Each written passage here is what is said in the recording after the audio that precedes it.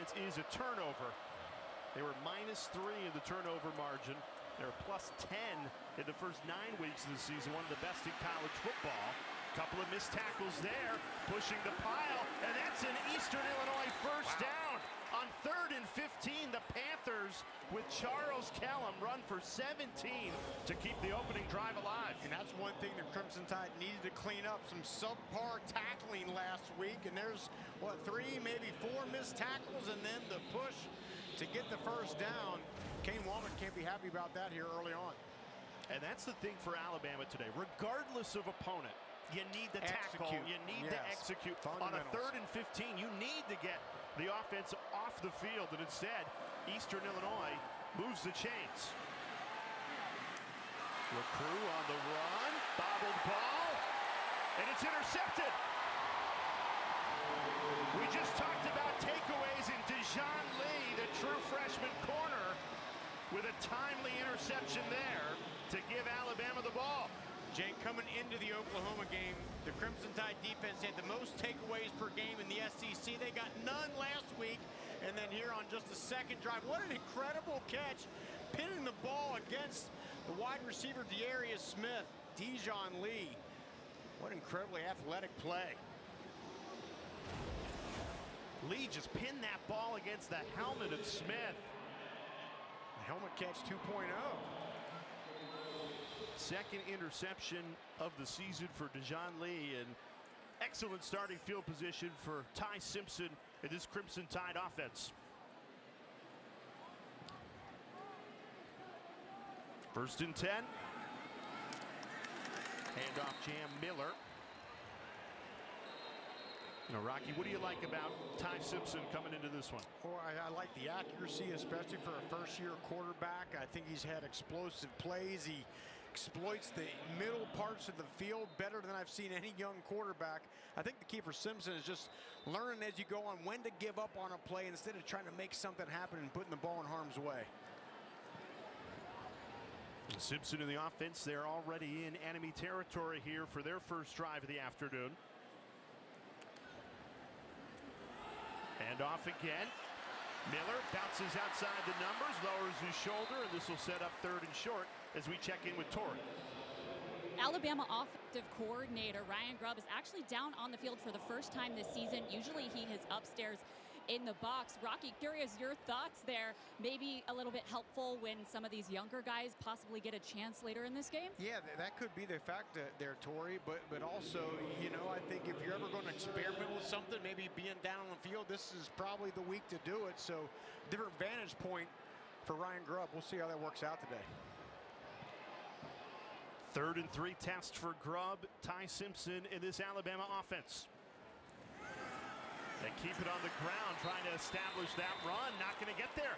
Needed 3, only got 1. Jawan Nixon, outstanding tackle. And he's a Tuscaloosa native playing for Eastern Illinois. Went to high school 8 miles from Bryant-Denny Stadium at local Hillcrest High School. He's the top tackler on this team. They're going to go for it here, Jay. Trying to convert on 4th down. Eastern Illinois jumped. It's a free play. Simpson throws. It's caught. Isaiah Horton.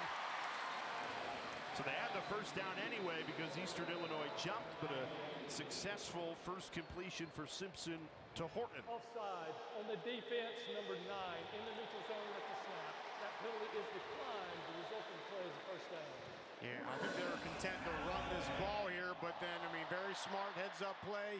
Ty Simpson sees the offsides and goes to the outside part of the field with hitting Horton. But it's this run game. We talked about the top, Jay. Really want to get this thing going. A lot of inside zone. They really like to weigh heavy on that.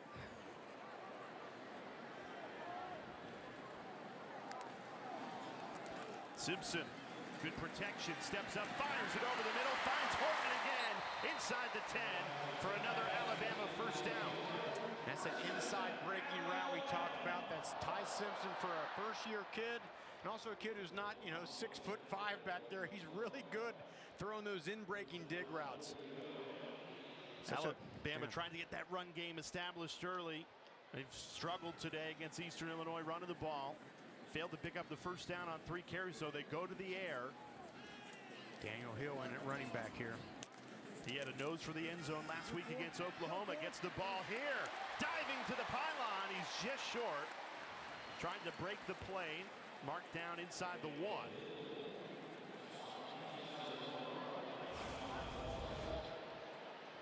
A pretty good surge there.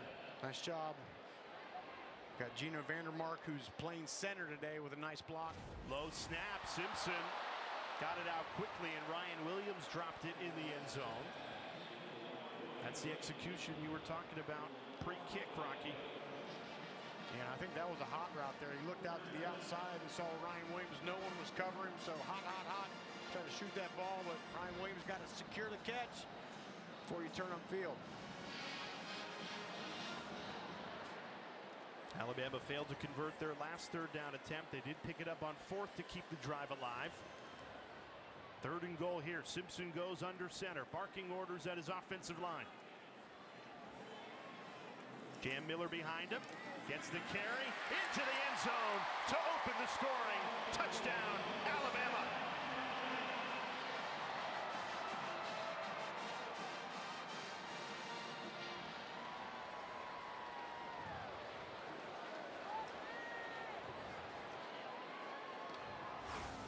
Actually had a big guy, an offensive lineman, William Sanders, playing the H-back, coming through and getting a nice kick-out block. Hitting that ball right up in the A-gap there for Jam Miller. There's an injured Eastern Illinois Panther right at the goal line. Head coach Chris Wilkerson and the Panthers medical team out to take a look at him.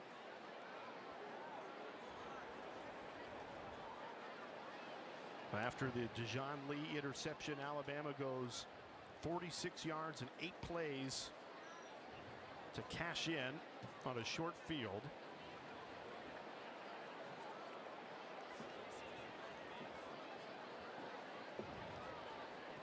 Now we'll step aside as Eastern Illinois continues their medical treatment. Alabama opens the scoring 6-0.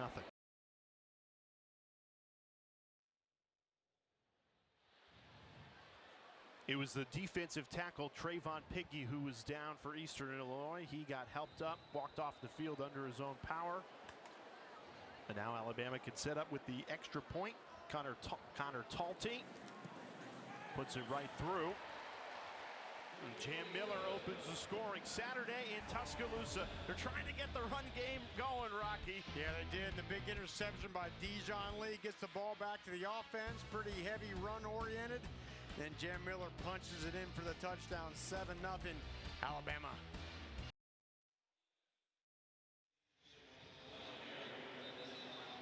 Alabama 7-0 lead early. Rocky Boyman, Jay Alter with you. Rocky, you played 8 years at linebacker in the NFL. You love a great linebacker, and you were telling us all week Deontay Lawson fits that bill. I think he's a total package. Early in the year, still coming back from that ACL, but I think in the last couple weeks, he's really looked like the old Deontay Lawson right there, playing down the line, fighting off blocks, making a tackle. And any great linebacker, look, the communication, always pointing out where guys should be, but you got to be able to tackle solo in the open field. He comes up, brings the ball carrier to the ground, and then you got to make big plays. This was a couple weeks ago against South Carolina. Tie ball game in the 4th quarter, reaches in there, boom, pops that ball out, gets it back to the offense. They go down and score.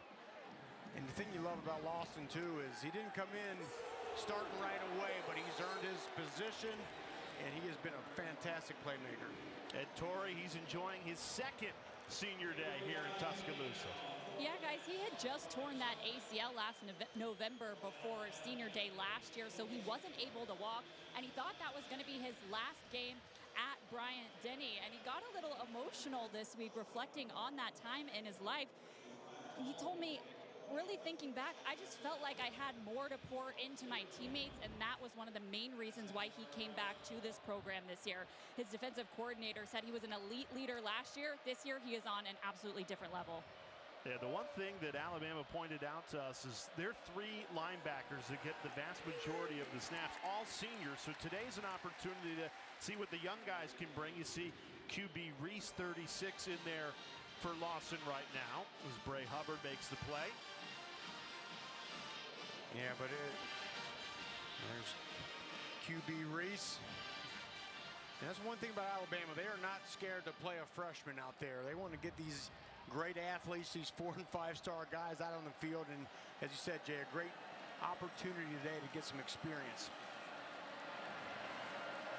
On the opening drive for Eastern Illinois, Dejon Lee had the interception. Takeaway, such a big part of this program. And they got nearly another here. Fumble to the 1-yard line. Tim Keenan pried it free.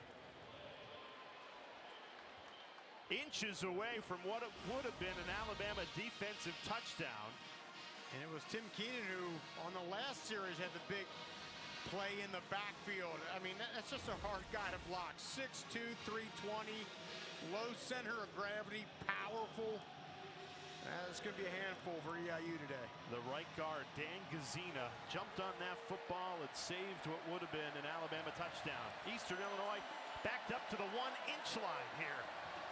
Taking the snap out of the end zone. 3rd down, just trying to avoid the safety. And the Crimson Tide defense, they smell the blood in the water. They are coming downhill to try to get that safety. Weren't able to force it, but Bray Hubbard, a couple nice plays. The junior. If you're Kane Womack and this Alabama defensive staff, this is exactly what you want to see. He said, regardless of opponent, the standard is the standard. We need to be fast and aggressive. They load up on the punt block attempt. Mason Miller gets it away cleanly. Cole Adams the return. Back into Panthers territory past the 40.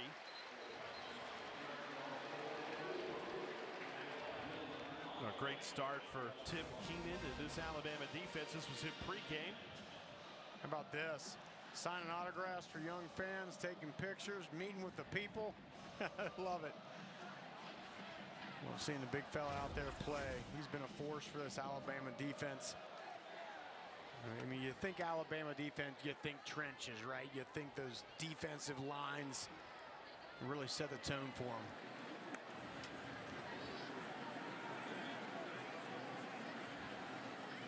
Favorable starting field position once again. Both Alabama drives now have started in Eastern Illinois territory. They go right back to the run game. Kevin Riley into the secondary, gain of 9. Ryan Grubb wants to establish that run. It was the #1 thing on your checklist. Rocky, they've got 3 straight games under 100 yards rushing for the first time since 2004. Yeah, I don't think this backfield has any true home run hitters in it, so it does come down to consistency and reading the blocks right, a little bit better vision out of the running backs. That's what Ryan Grubb wanted to see here today. But got to get that run game, make it efficient here for the final push. Keep it on the ground. Couple of missed tackles, and Riley picks up the first down for the Crimson Tide. All the great Alabama teams that have finished the season as SEC champions or national champions, the backbone of it is that elite run game. It always comes back to that, right? You talk about things you do in the pass game, and this is a very formidable passing attack for the Crimson Tide, but you talk about playoffs, it usually always comes down to those front sevens. Look at that, second fewest since 1940. So if you're gonna go to beat Auburn in the Iron Bowl and potentially win an SEC championship and make a run at the college football playoff, have to get that run game improved. And Kalen DeBoer said, look, even the stats can be misleading. We had 110 yards rushing last week, but then we negate 30 of it because of sacks we took. Well, and also he pointed out, we went back and watched, there were some opportunities where the blocking was great. It's just some of the running back vision, a couple holes they missed that could have ripped off some 20, 30-yard runs.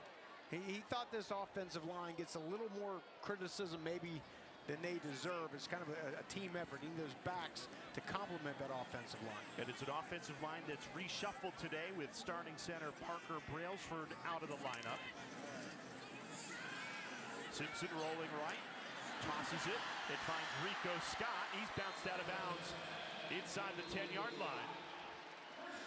And Brailsford, not the only starter missing for this Alabama offense. Their top wide receiver, Jeremy Bernard, out, and their top tight end, Josh Cuevas, is out. So 3 key missing pieces here today. Yeah, and Cuevas, he injured his foot in practice this week. That's a big loss.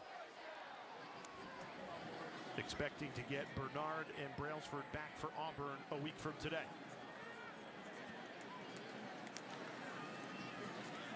Handoff.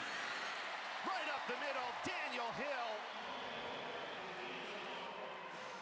After 2 touchdowns against Oklahoma a week ago, Hill finds the end zone again.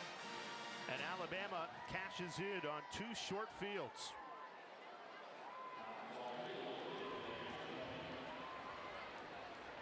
And field position, the name of the game, Rocky. 2 offensive possessions that have started in Eastern Illinois territory, and they punch both of them in.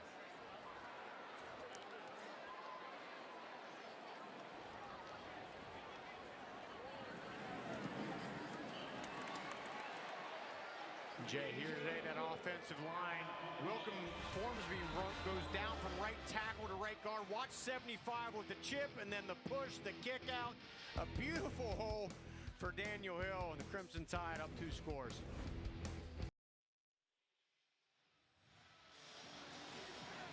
SEC football continues tonight. Death Valley, 7:45 Eastern, 6:45 Central on the SEC Network. LSU taking on the Western Kentucky Hilltoppers. Alabama leads 14-0 against Eastern Illinois out of the OVC. They've got a great football lineage, the Panthers. They've produced some Super Bowl winning head coaches, including Mike Shanahan, who won them with John Elway and the Broncos, and then Sean Payton, who obviously won it with the Saints, and now the current head coach of the Broncos, and then some Pro Bowl quarterbacks, Tony Romo, and then most recently Jimmy Garoppolo. Yeah, in my first year in broadcasting, 2013, I called a playoff game at EIU. Young quarterback named Jimmy Garoppolo. He passed for over 5,000 yards that year. And speaking of Eastern Illinois quarterbacks, Connor Wolf in the game, 2-quarterback system. They gave Cole LaCrue the first 2 possessions. An interception and nearly a fumble that was recovered at the 1-yard line. Eastern Illinois did well to jump on that and preserve the possession. So here's Wolf, more your traditional pocket passer, the redshirt freshman from Ada, Michigan. Yeah, he's not going to run around much at all. He likes to sit back in that pocket and try to go through the progressions and find an open guy. Easier said than done when you're facing this defense. Yeah, they got to make sure they block Tim Keenan.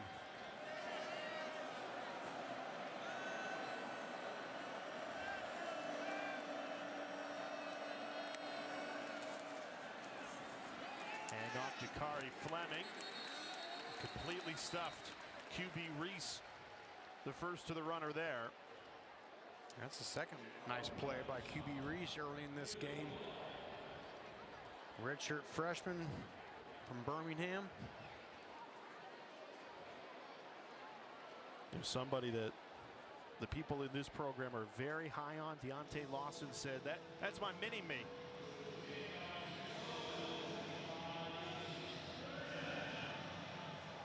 Third and 10.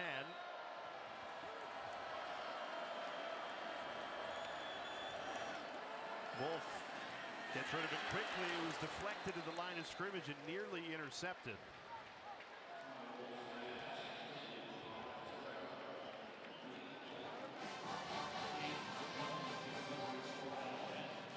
Alabama inches away from getting a fumble on the previous possession, inches away from another interception there. They have been hunting the football, playing fast, aggressive. Exactly what you want to see if you're a Crimson Tide fan. That's what Kane Womack told us yesterday. He felt like, they're finally really playing fast with a block punt. Now getting it on special teams. A blocked punt gives Alabama excellent field position. And we thought that might be an issue for EIU. They've had 5 punts blocked or deflected this year, and that makes number 6. Really just coming right up the pipe. Luke Metz, the freshman linebacker.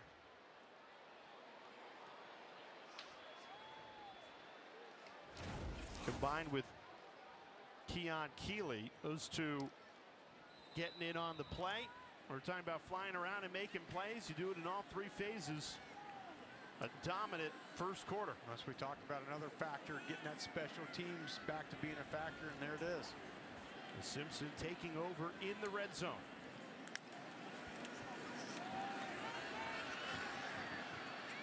Errant throw there. Overshot Jam Miller out of the backfield. And Coach DeBoer told us yesterday, it's, you know, as great of a year it's been, it's important to remember that he's still a first-year starter, and there's so much, you know, that reps can get you. The more reps you get, you find what works, you find what doesn't. So he's still certainly learning, all the while having a great season. And sometimes you can learn the most after a loss. Correct. I certainly feel like that's the case for Simpson after that opening week loss to Florida State. Responds with 8 straight wins and so much improvement. First flag of the day comes out.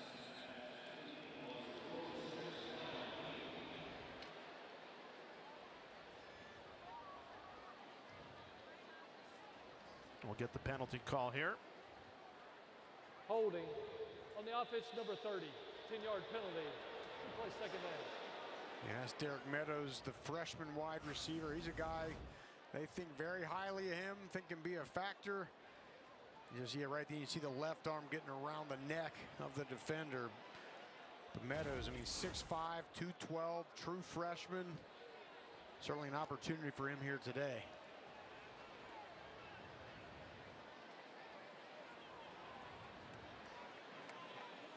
So the ball placed just outside the red zone now at the 22-yard line after the holding call. A.K. Deer into the backfield for Alabama. His last carry came all the way back on September 13th. Get some action here with Alabama up 2 touchdowns early. Deer in motion. Simpson, quick hitter, right to Deer. Bobbles the ball, holds on to it, and falls forward to the 20-yard line. And Ryan Grubb told us yesterday they wanted to get A.K. Deer involved in this game because they think they're lacking in maybe some great vision out of their running backs. They really like the vision of A.K. Deer. Expect to see him today and see what he can do. Freshman out of Mississippi. Elite explosives and vision if he can find the hole. Simpson checks it down to him. Deer makes the catch.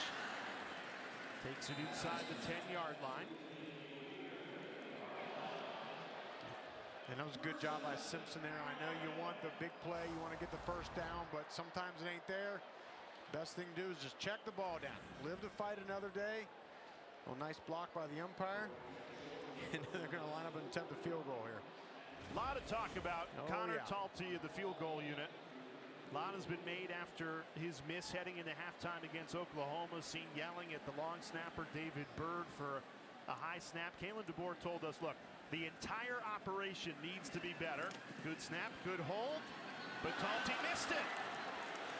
From 28 out, and the boos ring out at Bryant-Denny Stadium.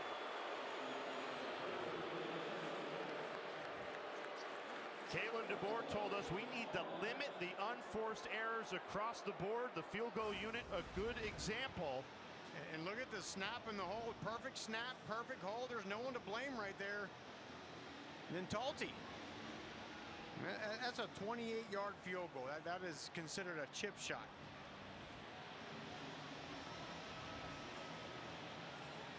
Wow, that is something that must be addressed moving forward if Alabama wants to go the places they want to go.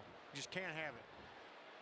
Beginning next week at Auburn for the Iron Bowl, then potentially an SEC championship game, a college football playoff run. And look, the noise was very loud about Talty coming after that miss against Oklahoma, and DeBoer was able to deflect a lot of it, saying it's not just him, it's the whole operation. But at the end of the day, we need to execute.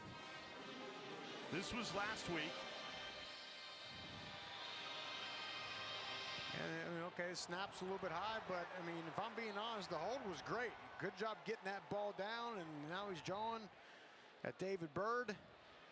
More than any position in this game, the field goal kicker is so mental. Oh, absolutely. It's like a golfer on a green making a putt. You know, you can do it 100 times out of 100, and then one time your thoughts get in your head a little bit, and I think that may be what's going on with Talty. Based off the reaction of the crowd, the boos rang out immediately. That noise is not going to get any quieter heading in to Auburn next week. No, that absolutely must be addressed. And he knew right when he hit it that he'd pushed it to the right. And Kalen DeBoer, his message was simple: limit the unforced errors. And that's, look, special teams, but also defense and offense. But the unit that is not limiting those unforced errors right now is Connor Talty and that field goal team. Alabama still a 2-touchdown lead. Final play of the first quarter, 3rd and 4. Trying to go up the middle with Charles Kellum. He stopped shy, needed 4, only got 2. Well, still a good weekend for Kellum and all the alma maters of St. Xavier High School in Cincinnati. A big win.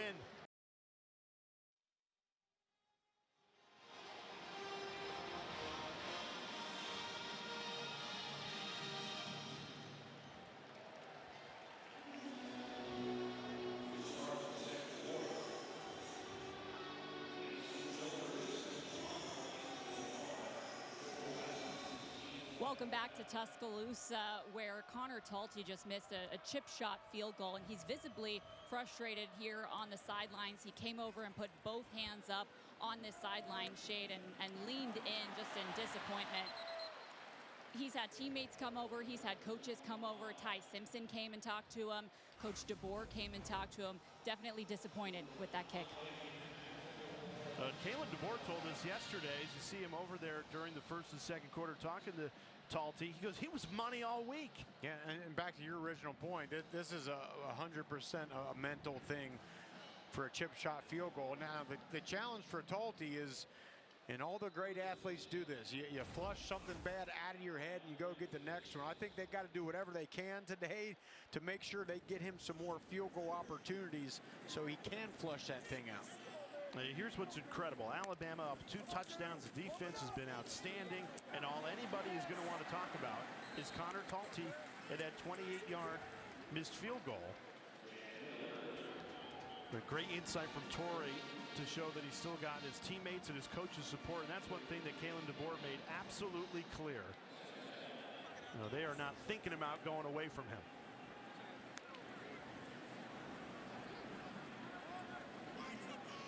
Ty Simpson in the offense out on the field. 2nd and 3 here. Jam Miller now on the right hip of Simpson.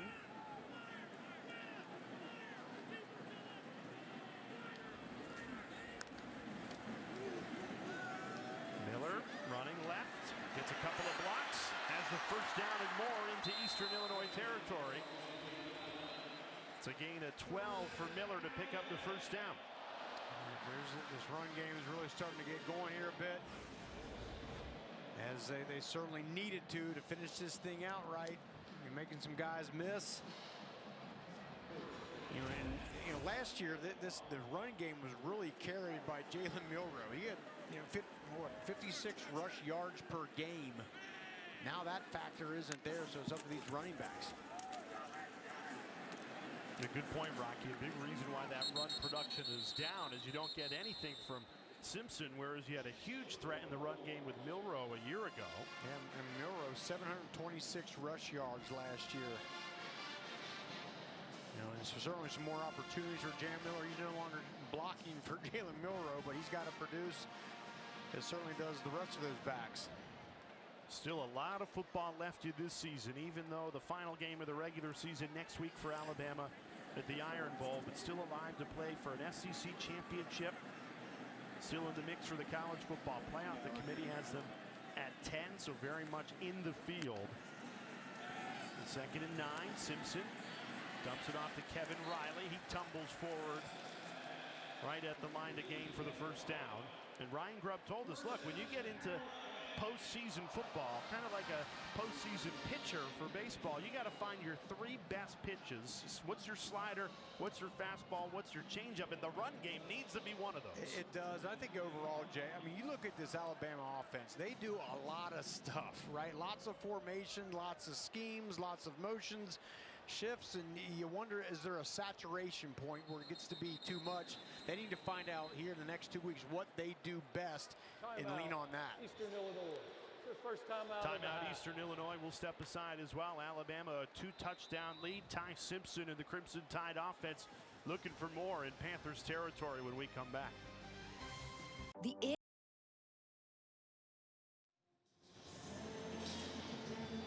Welcome back to Tuscaloosa. I've been standing down here on the sidelines watching the specialists after that missed kick, and Connor Talty has not taken any practice kicks down here, but Peter Notaro has.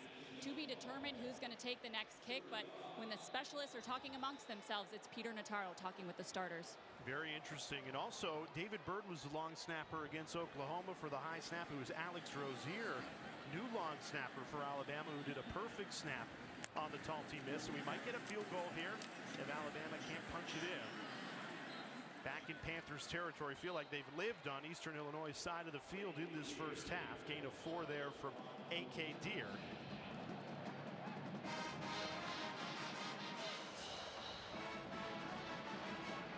Again, the key to this run game is getting movement of guys off that line of scrimmage, moving those defenders. That's the vintage Bama run game that I know these fans certainly want to see more of. And Michael Carroll, the true freshman from IMG Academy, who's moved into right tackle as Wilkin Formby has gone to right guard.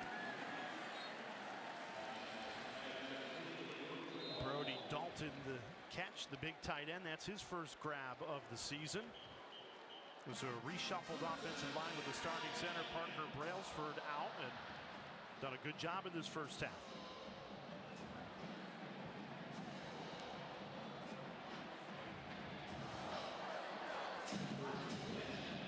Very reliable left side of the line with Proctor and Dewberry intact. 1st and 10.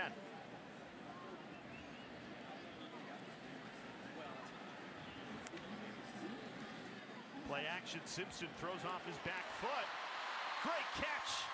Kevin Riley went low to grab that one. Takes it all the way to the 2-yard line. Gain of 23. And that was great anticipation by Ty Simpson. And also, you see an open guy, you get the ball out of your hand. Don't pass up open guys. Ball a little bit behind him. Still a good job by Simpson getting the thing out. And you mentioned this offensive line. Gino Vandermark at center. He's certainly a bigger body than Brailsford was. Riley, who just made the great catch, stays into the backfield.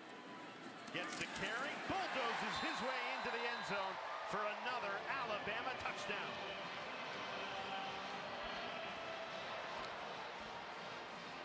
Let's see what kicker comes out. Looks like it's going to be Connor Talty. And some boos, Jay, as he walks out on the field. This has got to be treated as a confidence booster for Connor Talty right here. He's smiling, he hears him. Well, he's perfect on the season on extra points, 37 for 37.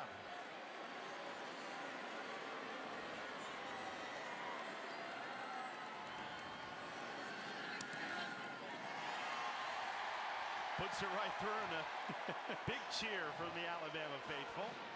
Most celebrated point after attempt in a long time around here. Now the Crimson Tide, good for him, looking for a response after that 8-game losing streak was snapped last week. They've got a 3-touchdown lead. Connor Talty. The bracket will be filled. Judgment Day is here.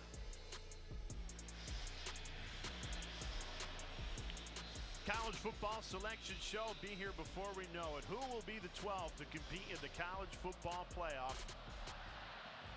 Alabama right now seeded as the number 10 team in the 12-team playoff. The committee dropping them from 4 to 10 after the loss to Oklahoma. Rocky Boyman, Jay Alter with you. Tori Petrie down on the sideline.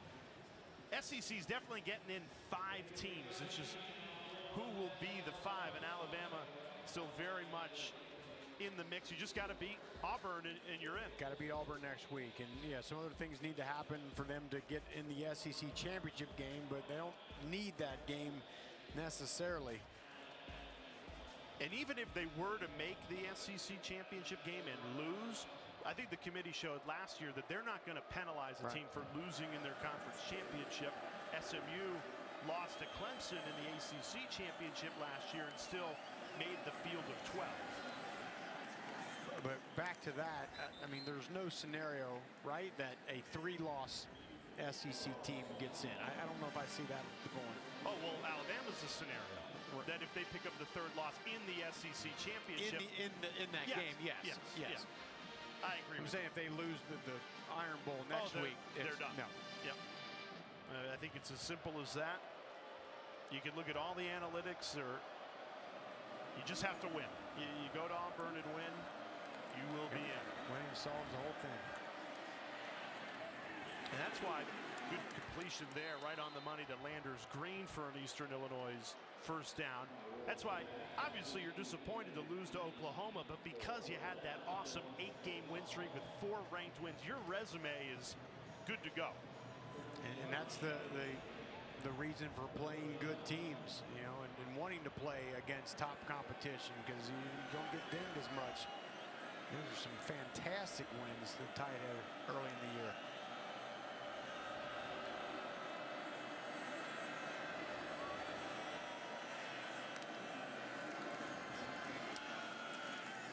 First and 10, they keep it on the ground.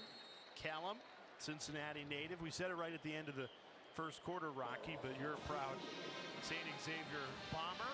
They beat Elder, their rival, last night to win the regional championship and move on to the state semifinals. So big night for you and Charles Callum. Yeah, I forced you and Tori and all the members of our crew to watch that game on the computer last night. Yeah, Charles Callum, 1,850 yards as a senior in high school, 29 touchdowns, helped him win that state title in 2020. Now at EIU.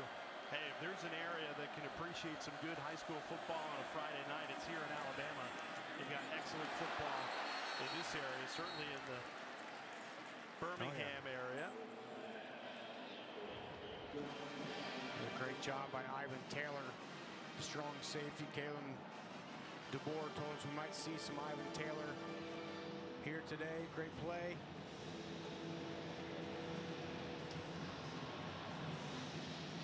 Third and 7. Alabama has done very well today in getting Eastern Illinois off the field. Only that 1 third down conversion today.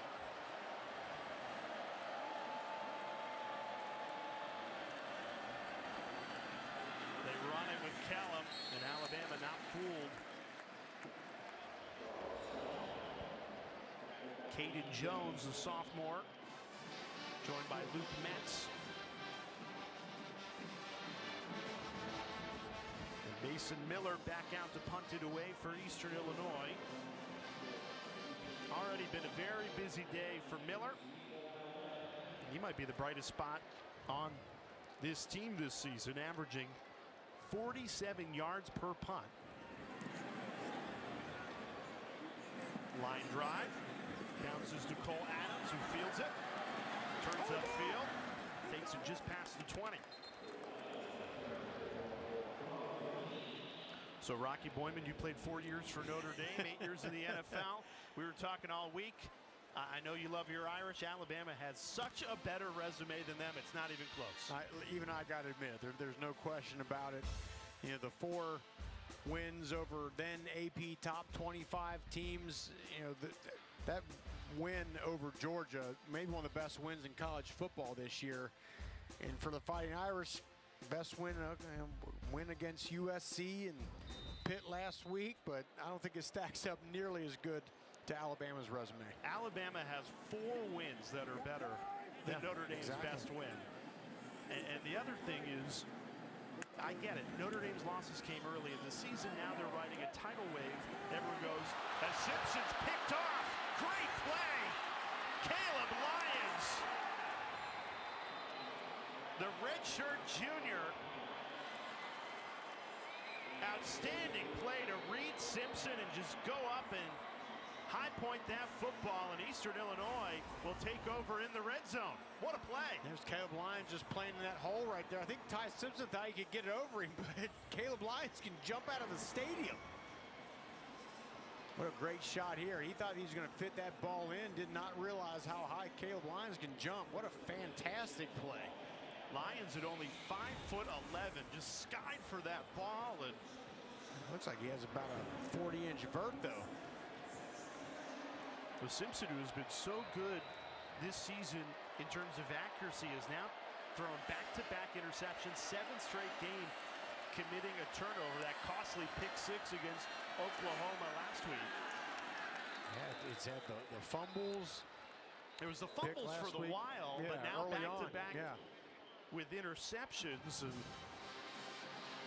Simpson won't like that at all. Well, it comes down to what it always comes down to, right? Turnovers. We talked about it. When this team or any team doesn't turn the ball over, you get takeaways on defense, you win a lot more football games.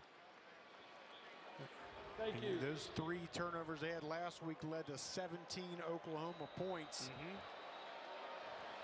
Well, the first 9 games of this season, Alabama was +10 in the turnover margin. Last week, -3.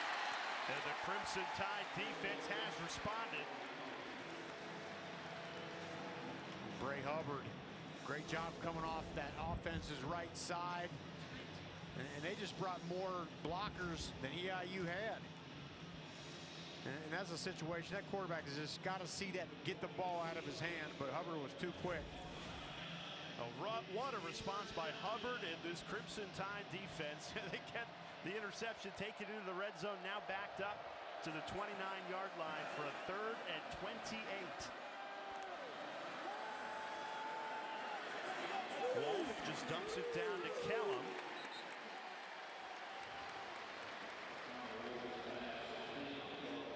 Actually lost 2 on the play. And you're in no man's land right now, Rocky. Probably too long for a field goal attempt, but you're 4th and 30. What do you got in the playbook for that against an Alabama defense? That's been tough because this has been the Achilles heel of EIU all year. They just have not situationally been good, find themselves too often behind the sticks. They're good on first down, but then they just can't, again, convert the plays you need to get the 3rd downs. Especially in the red zone. You see Chris Wilkerson highly upset. He thought he had something going. He got the big pick. Wolf rockets it, and it's dropped.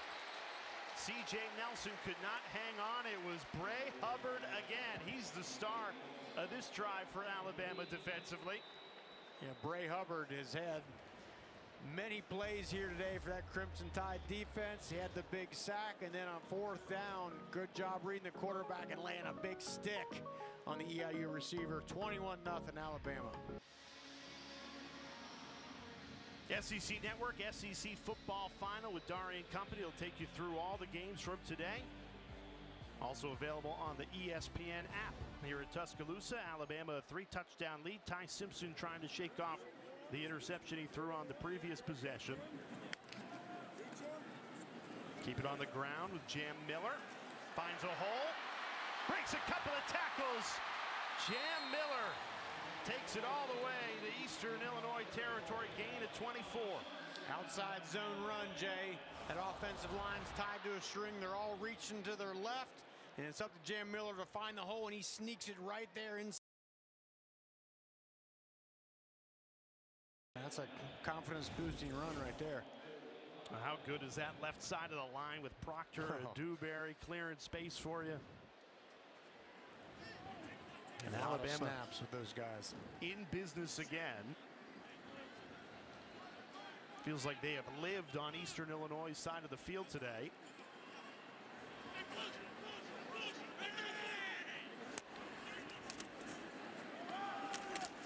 Right back to Miller, wrestled down. Yeah, Alabama has run 24 of their 28 plays of this first half in Panthers territory. That's how you want it every time if you can. You know, Ryan Grubb certainly appreciates that. Again, lots of work. The key right now here today, Jay, is I think finding the things you do best. And then as the season goes on here to the final game and beyond, you lean in on those things that you do very, very well and get rid of some of the things maybe you don't do well. Simpson on a quarterback keeper. You rarely see this, and he takes it for a Crimson Tide first down. A gain of 13 for Ty Simpson. Ty Simpson has just 78 rush yards on the season. Here he goes for 13. You know, right, caught the defense off guard a little bit. But a good read, good decision by Simpson. If they're not going to have anybody hold that backside, just take off.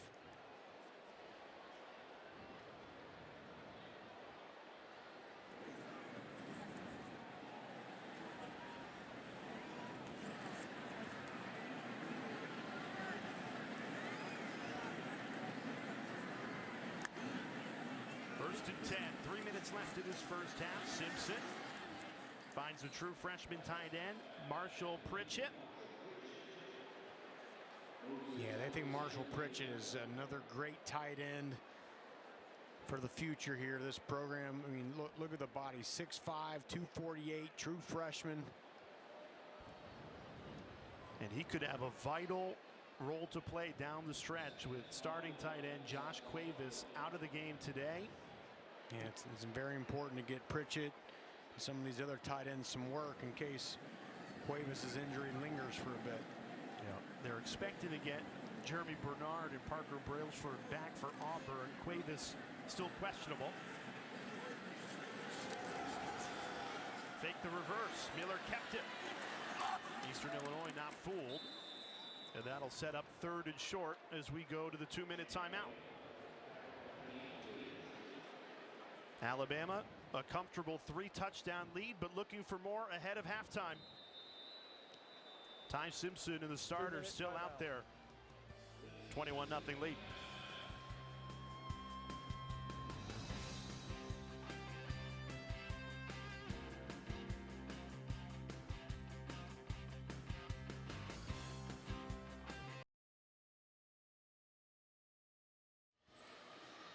Alabama, a 3-touchdown lead, driving with the ball, 3rd and 2 upcoming. If they don't get this, Rocky, a field goal attempt likely. And everyone's talking about this kicker controversy after Connor Talty missed last week against Oklahoma, missed again from 28 yards out today.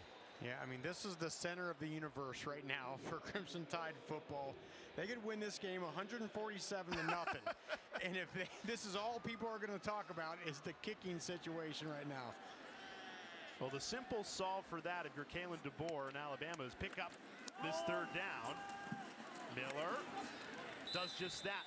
Needed to, got to, falling forward into the red zone with a fresh set of downs. In my head right there, I think about, do you just, not get the first down to force yourself to get the kicker back out there and give him another opportunity, clear his head?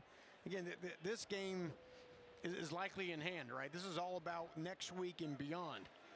The one thing that true freshman Peter Notaro has done, Torrey mentioned it earlier in the 2nd quarter, is he has kicked constantly. Caden Proctor out there. Wing, here we go. They give it to Proctor. Here's the big boy. Bounced out of bounds. 6'7", 366. Tough to bring down. The only way to stop him is bounce him out of bounds. This is the 2nd time I believe we've seen this. Look at this. What do you do if you're a cornerback out there? Big Caden Proctor. And I bet like in youth football or even high school, he was like the running back and he was about that size then, but he was such a great athlete that he got to carry the ball. Yeah, I mean, look at that human being. Famously did it against Georgia, that huge road win in Athens. You want to keep putting that on tape, right? Make Auburn practice that this week. Waste valuable practice time working on Caden Proctor at slot receiver. Well, what's funny is I didn't see Simpson originally under center, so I didn't know if they were going to wildcat to him. I could understand that if it was 4th and 1 or you're on the goal line, but at the 20, not exactly Proctor's area of expertise. Lombardi Award semifinalist. And you know they got, look, Ryan Grubb has a ton of plays. You know they have a play in their offense where he gets that thing on the goal line.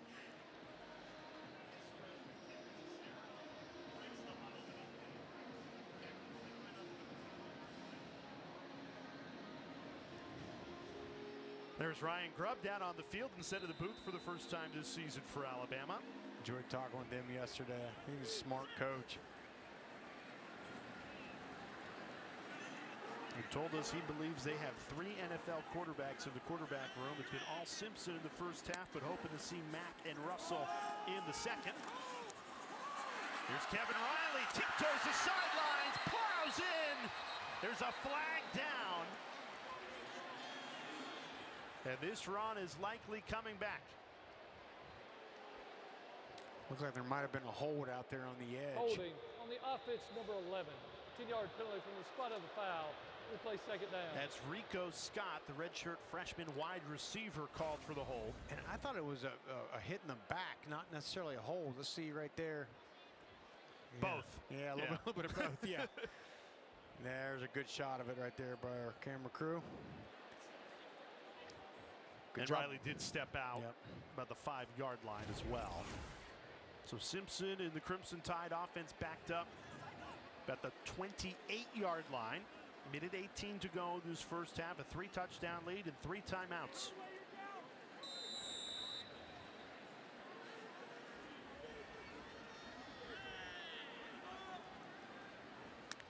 Second and 18 after the hold. Simpson throws. It's caught. Down at the 2-yard line. Simpson put it right on the money.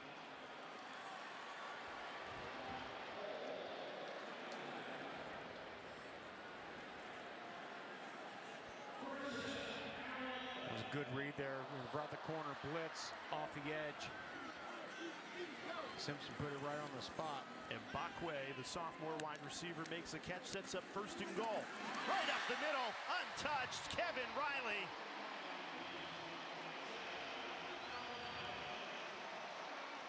Alabama goes 69 yards in 9 plays. And here comes the freshman, Peter Notaro. No Connor Talty on this extra point attempt as the kicker controversy in Tuscaloosa continues to grow. Let's see what the crowd response is here. Notaro has been practicing. He must have practiced 400 kicks in this second quarter. And he puts it through. Much to the delight of the Alabama student section.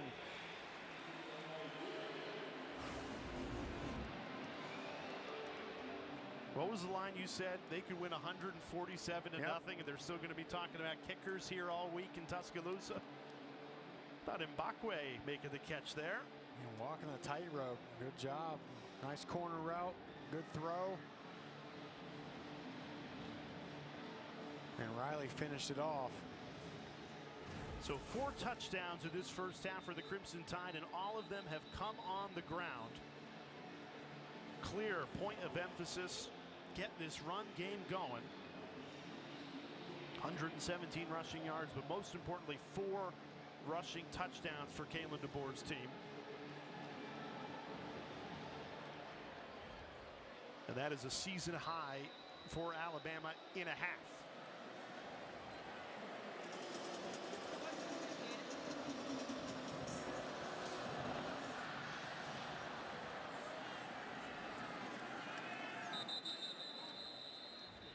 Wednesday on the SEC Network, it is overlap season, so we got some basketball for you. Tennessee Tech at Kentucky. Wednesday, 7 p.m. tip-off time on SEC Network. You know, everyone, like we're talking about how Alabama fans are going to talk about the kicking controversy all week. Everyone's trying to figure out what's wrong with Kentucky basketball. They lost to Louisville. They got blown out by Michigan State. Got an expensive roster, and they're losing big games early in their season. They do. You and I got to see them in action on the hardwood last week. Yep, we were at Rupp Arena before. Eastern Illinois. Oh, yeah, they were playing Eastern Illinois, the Panthers, yeah. Eastern Illinois out of the OVC, and wanted to mention that the OVC title game's going on right now, and UT Martin, their head coach is Ty Simpson's dad, Jason Simpson. He's been at UT Martin for 20 seasons. If they win today, that'll be 5 OVC championships in a row for Jason Simpson and UT Martin, and they're taking on Tennessee Tech. Got to give the OVC some love. There's Jason Simpson. And when you're raised by a football coach, and then get to come to Tuscaloosa and play for the Crimson Tide, the football family. That's special.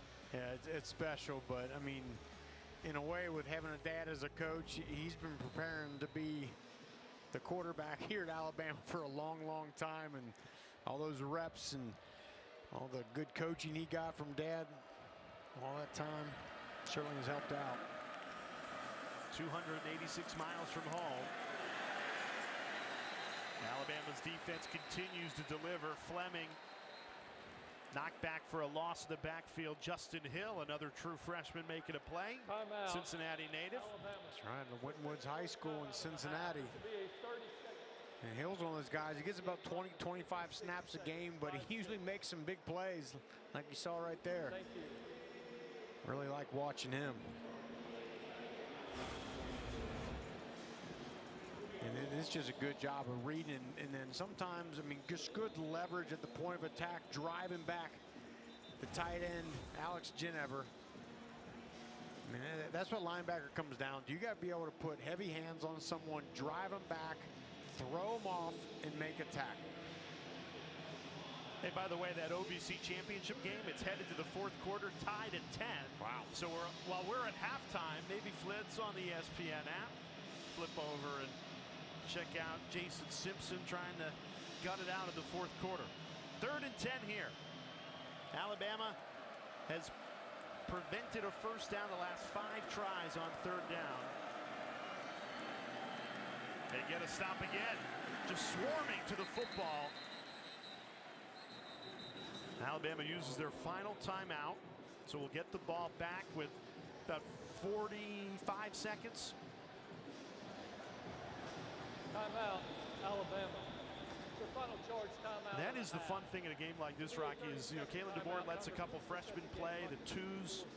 It's certainly, as we get into the second half, maybe the 3s, and this might be their only opportunity all season at Bryant-Denny Stadium to make a play, and they're flying around just as fast as the 1s.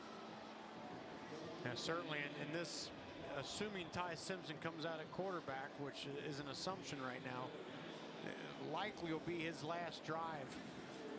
I know they want to see some of those other young quarterbacks get some action today. So an opportunity for Ty Simpson, maybe one last drive.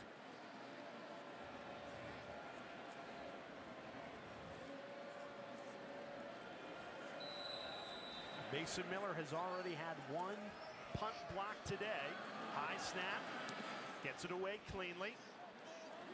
Cole Adams backpedals, fields it at the 21, brings it across the 30. And now with no timeouts, 45 seconds to work for this Alabama offense, and Ty Simpson has been pretty good today, bar the 1 interception. He has the 1 interception, but outside of that, 10 to 13, 122 yards. He's done a good job, made good decisions, and that's the thing with Simpson. Sometimes trying to play hero ball, and you know, you got to check the ball down and take what the defense gives you. I thought he did that well at times here today.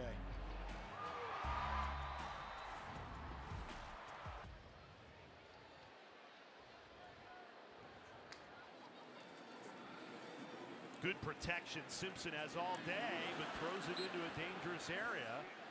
Nearly intercepted, knocked down by Juwan Nixon, the Tuscaloosa native. And as soon as I say it, then there's not. Look, there's 3 white jerseys right there. You know, if that thing isn't there, throw that thing out of bounds, hit the sideline rather than throw a ball over the middle that can get tipped up in the air and get intercepted. Simpson flushed, takes off and runs, trying to get out of bounds, doesn't get there. So this clock will run. Simpson took a big hit from Isaiah Huey. That's a hit you don't want your quarterback taking in a game like this. 15 seconds has run off this second quarter clock. Timeout taken by Eastern Illinois just as Alabama was about to snap the football. Final charge timeout of the half. This will be a 30-second timeout. Yeah, and Simpson, I like the decision here. The pocket collapsed, he stepped up in it and then took off, but right there, I think you got to do a better job protecting yourself. I know he's trying to get out of bounds to stop that clock. Isaiah Hootie with a nice hit. And Rocky, the one thing talking to you this week that you thought Simpson's biggest area to improve on was sometimes he just has to give up on a play. And we asked his offensive coordinator, Ryan Grubb, about that. He said, look, he's just the ultimate competitor. It's not in his nature to just throw it away or give up on a play, but sometimes you have to. Sometimes you have to. And I think of all the things a quarterback must do and understand, I think that's the hardest to balance, because you're a quarterback. You are there to make plays and sometimes make things happen when they're not there. But that little few times when the better decision is just to give up on the play, finding that balance is what makes the great ones great. No timeouts at a 3rd and 6. Simpson, pressure comes again. Flushed out, sets his feet, throws, it's caught, a broken tackle. Clock down to 1. It will stop to move the chains, although it goes down to 0. And there's an injured Eastern Illinois player in the backfield. Ryan Williams made the catch for a gain of 25. The first half clock is at zeros. And there was 2 seconds, but you need 3 seconds to be able to get a snap off. Now there's an injured Eastern Illinois player back to the 35.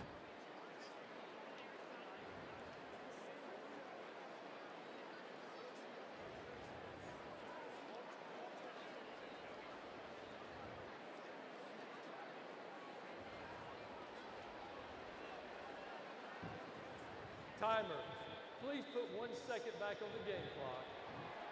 Due to the defensive injury under 10 seconds, though there was a first down, this applies for a 10-second runoff. Alabama will decline the 10-second runoff. The game clock will go on the snap. Kifa Perara, the injured player for Eastern Illinois, walking off. If you didn't hear it, the official announced while Pafara was getting attended to that there is 1 second on the clock, and Alabama will have one final play. A Hail Mary coming here from the Eastern Illinois 38-yard line. And Isaiah Horton down here at the bottom of the screen there, 6'4".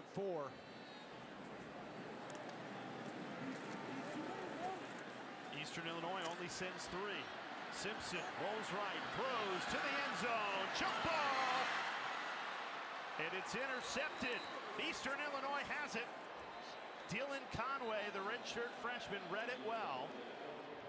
So Simpson's second interception in this first half, albeit a jump ball heading into halftime with a 4-touchdown lead. Coming up at halftime, if you love college marching bands, check out Alabama's $1 Million Band at halftime on the SEC Network Plus channel. Let's check in with Kalen DeBoer down on the field with Tori Petra. Coach, you used both of your kickers here in the first half. How do you plan on using them in the second? Yeah, when we get a field goal opportunity, we'll put Talty out there. We're just trying to get some other guys some opportunities out there too. So we'll get him back out, trying to rotate your last home game. Thank you, Coach. You bet. Yep.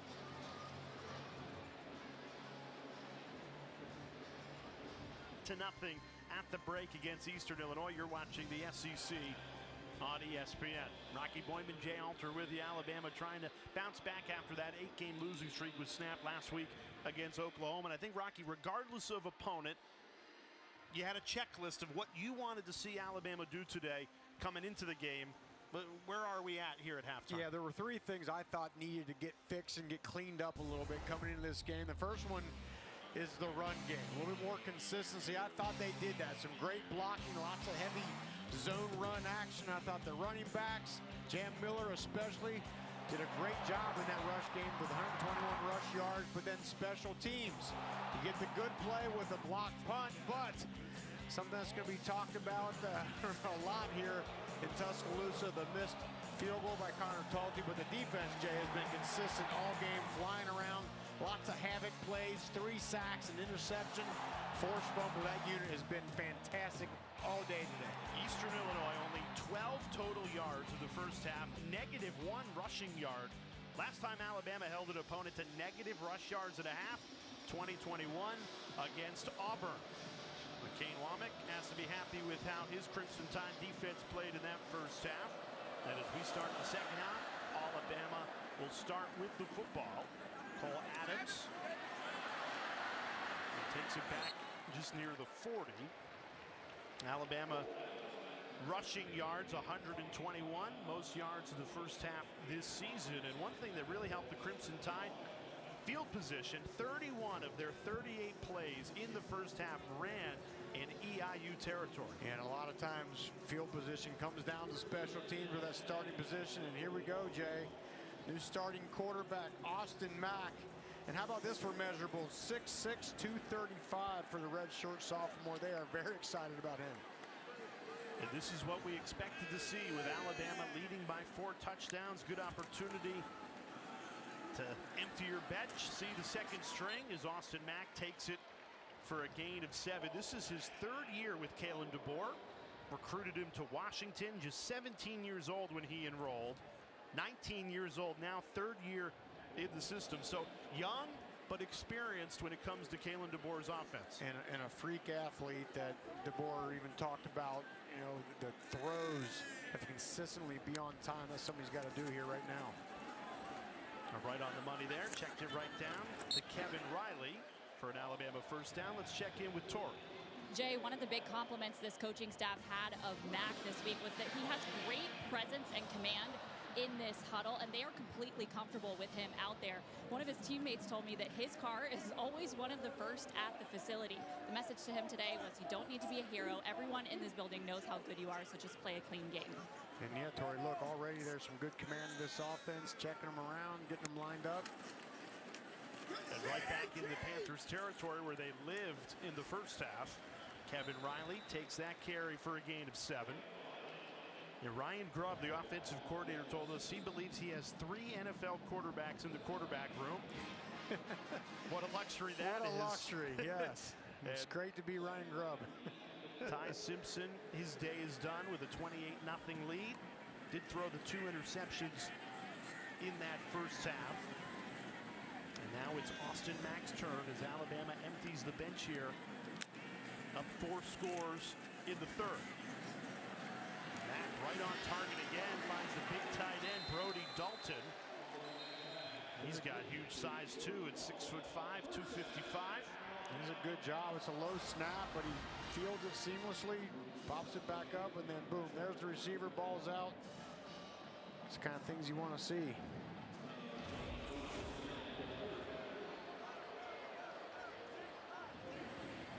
It's interesting that Wilkin Formby, who had been playing right guard in the first half, is bumped back out to his natural position at right tackle. They run it right behind him for a big gain into the red zone. A.K. Deer, he's gotten a bunch of carries today. Yeah, and this is a guy that Ryan Grubb seemed to be very excited about. A.K. Deer, the vision. You know, just has a good knack of seeing where the hole is, how it opens up, where to cut back to. Really wanted to get him some action today. Thought that he may help this running game as the season progresses. He's only had 7 touches on the season, 5 already today.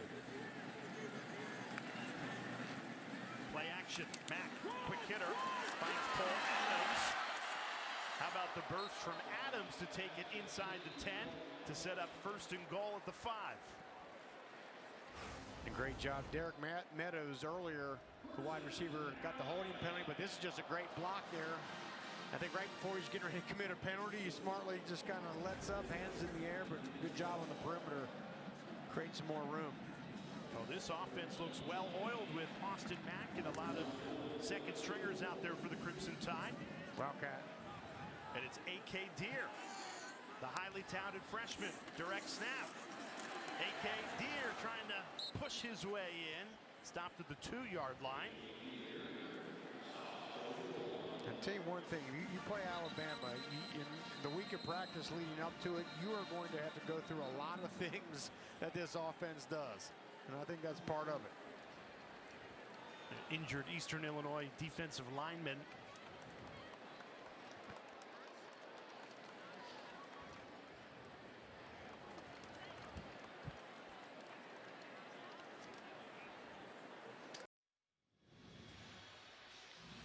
Well, Alabama opened up the second half with the backup quarterback Austin Mack. And I thought he's looked really good, Jay. Made great decisions. And then the thing with him is, the word I would use is smooth. Right? That ball just kind of smoothly just shoots right out of his hand. The accuracy, putting the ball right on the money. And these have all been short throws, of course. Again, for a guy without a lot of playing time, I thought he's looked pretty good. He has Alabama's second and goal here. Hands it off right up the middle, pushing that pile. A.K. Deer finds the end zone, breaks the plane.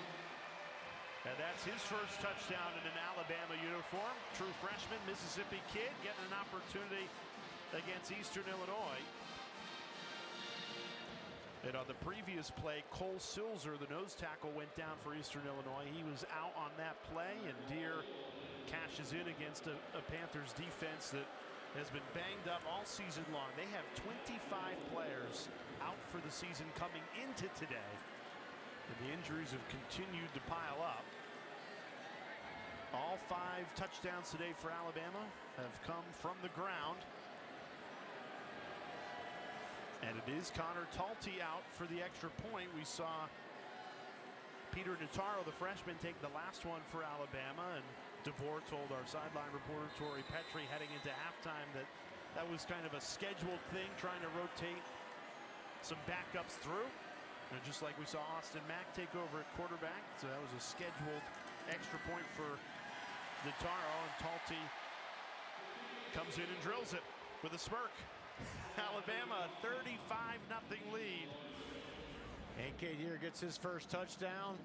Not much to it, some good surge there, but then there's a penetrating defensive lineman on there, and he just does a good job of just doing what you have to do sometimes, Jay. You got to lower your shoulder and just drive those legs, and just enough across the end zone line. I'm very excited about the freshman, A.K. Deer. 6 touches today, 4 carries, 2 catches, and coming into the game, he had not been seen since September 13th. He's only had 7 touches on the season, now going out for special teams too.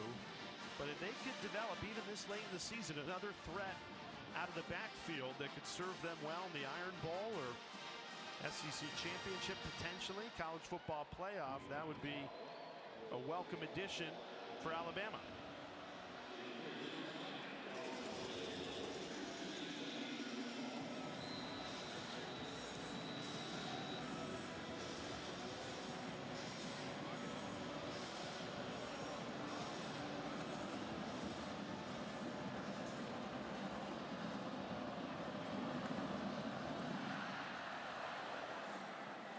Talked a lot about the Alabama offense today, 35-0 lead, but Kane Womack has to be happy with his Crimson Tide defense.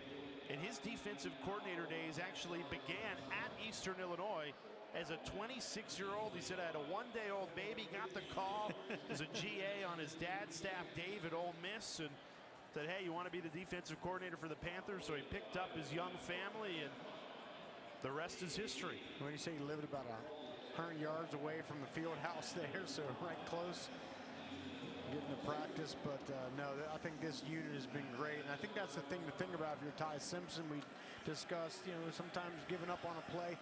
You got a great defense. You can really lean on that if you're Ty Simpson. And one of the best defenses in all of college football statistically, and they've got depth too. The twos are in, making big plays.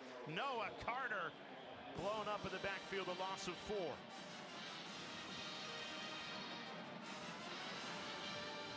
Kane Womack told us that he took away one very important lesson from his time at Eastern Illinois. He said he will never call another game from upstairs again. He was way more anxious watching from up above. He said his feet were like a duck on water. Yeah, he's a guy, Tori, that has got to be down on the sideline. He's, you know, gives that energy to that unit, feeds off of their energy. Yeah, he's not going back up in the booth anytime soon. His defense has only allowed 8 total yards as Eastern Illinois does get positive yardage here. Wolf checked it down to Kellum, gain of 2. Now, the only thing that disappointed Womack last week was the lack of turnovers. He said, we have been one of the best teams in the country, not just this season, last season, in forcing turnovers. And you know, to lose that turnover margin by 3 to Oklahoma a week ago. Didn't sit well with them. And you're almost a victim of your own success. When you keep getting all those takeaways, then you don't get them. It's very glaring. And the other thing he talked about that he had to work on a little bit better was getting their tackling better. I think they've done that today so far. 3rd and 12. Wolf throws, and it's dropped. And Eastern Illinois will be forced to punt it away again. In a lone defensive touchdown that Womack's crew gave up a year ago. As you see the energy you were talking about, Rocky, was 3 missed tackles to Oklahoma that led to the lone defensive touchdown. Getting a big response. And I agree with the point you made a moment ago. The offense should know that. Look, hey, we got one of the best defenses in college football that we can lean on as you get to the Iron Bowl and postseason play. Yeah, what a luxury to have a unit like this. You're not forced to constantly have to make a play and put a ball in harm's way. What a day in college football. This is the playoff. We'd have a good chance to find someone at the Walk of Champions, and we saw a little kid with a sign in his hands, "My first Bama game." Well, meet Grant Amison, and he's on his shoulders of his dad, Sean. Now, they live in Auburn, but Sean comes from a Bama family. He's raising them right. In fact, he offered Grant's first ever Bama game to be next week's Iron Bowl, but Grant refused, and he said, "Dad, my first Bama game should be at Bryant-Denny Stadium." That is what college football fandom is all about. And how fortunate that amongst all those people we found that and saw the sign, and what a magical experience for that kid. He will never forget his 8th birthday. Happy birthday, Grant. And Sean, you're raising them right. They've had plenty to watch. A 35-0 lead and a new quarterback. 3rd quarterback that has come in, the true freshman Keelan Russell. So only 1 drive for Austin Mack, albeit a touchdown drive.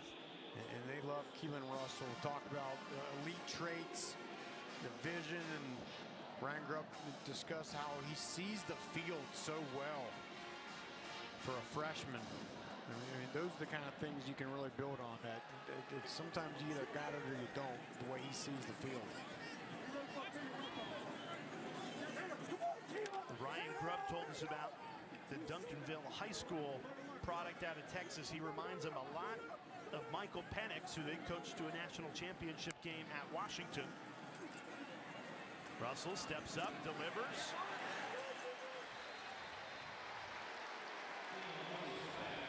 And Bakwe makes his 2nd grab of the afternoon. And that ball just absolutely jumps out of Russell's hand. That had some mustard on it too. Great catch there by Mbakwe, the wide receiver. And Russell, the #1 dual threat quarterback in the ESPN 300 2025 class. So big expectations, and you know, it can be tough when you come in and you're behind Ty Simpson and Austin Mack, but a good opportunity for Russell here against Eastern Illinois, and a 5-touchdown lead for Alabama. Now the thing we got to talk about though is these days it's hard to keep 3 elite level quarterbacks on your roster, right? Guys go here, they go there. So you know, I think sometimes coaches are de-incentivized to get guys to work because if they got somebody they like, but they don't want to get out there and have success, and then he hits the transfer portal. Who knows what's going to happen with that? But I like the thought process here. Let's get our guys out there. Let's get them some work and see what they can do. Yeah, Grubb told us he believes there are 3 future NFL quarterbacks in that quarterback room: Simpson, Mack, and now Russell. And to your point, Rocky, you never see that now, because if a quarterback knows I've got NFL potential and I'm not the starter, I'm gone. I'm hitting the portal. I'm getting NIL. To their credit, though, why not stay at a place with a guy like Ryan Grubb and Kalen DeBoer, where you're going to learn so much about how to play that position? It's a smart decision by those 2 early on here. And DeBoer told us, look, you're going to see a lot of Keelan Russell, and he was right, getting into this game early, still midway through this 3rd quarter, only 1 drive for Austin Mack. Russell throwing on the run, delivers it to Marshall Pritchett. That's good pocket awareness there. The eyes stay downfield even though there's some pressure. Let's take a look at this. Scanning around, going through the progressions. Eyes stay downfield, step up, deliver the ball.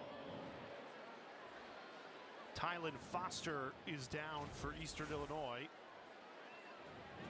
That is Foster. Now we just showed you our random fandom, the 8-year-old Grant Amison, and there's his reaction and the arm squeeze to his dad, Sean.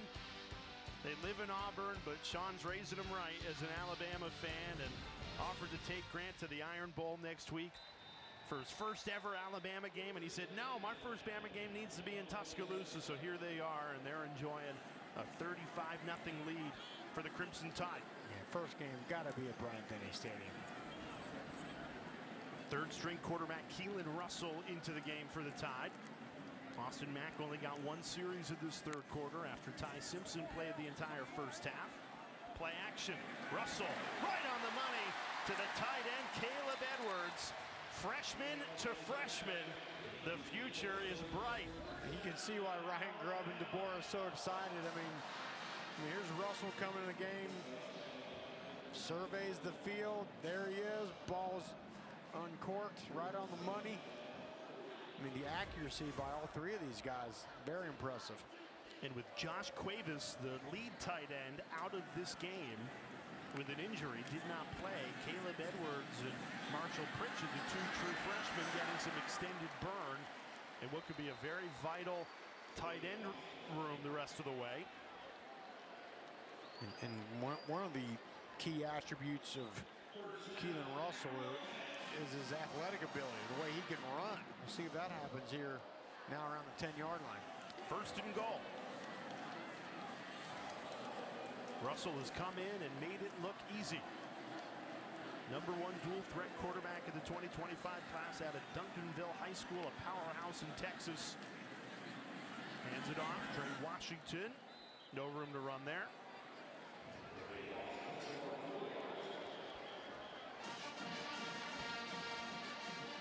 If I'm Ryan Grubb right here, I'm rolling Keelan Russell out here. Let him survey the field, give him a two-way go, use that athletic ability if it's not there. I think this is an area of the field where he can really thrive.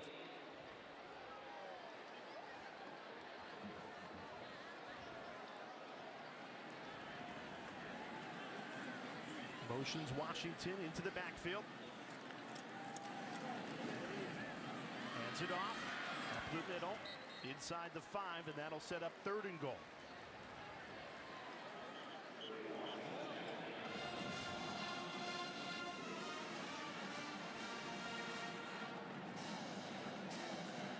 And when your head coach and your offensive coordinator compare you to a guy they coached who went in the first round of the NFL draft and Michael Penix and played for a national championship, pretty good company. Let's see what Russell can do on a 3rd and goal. Hands it off again, and flag comes in. Alton Jefferson made the stop.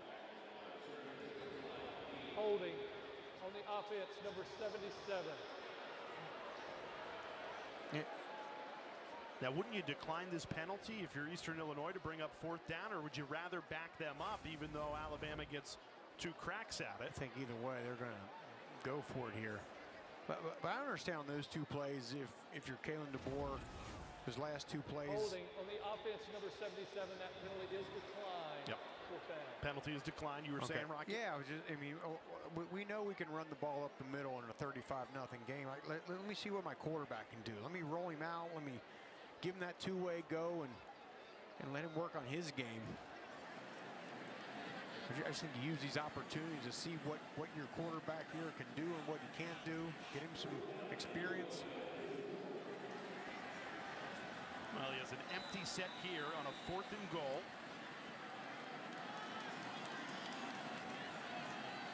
Now brings Washington to his left hip. Back to throw. Rockets it. Deflected.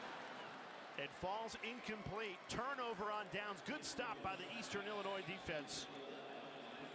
Russell can't cash in. And here's one I think that Russell missed. He has the running back out to the left there, completely wide open. Look, there's nobody home. He dumped that ball off.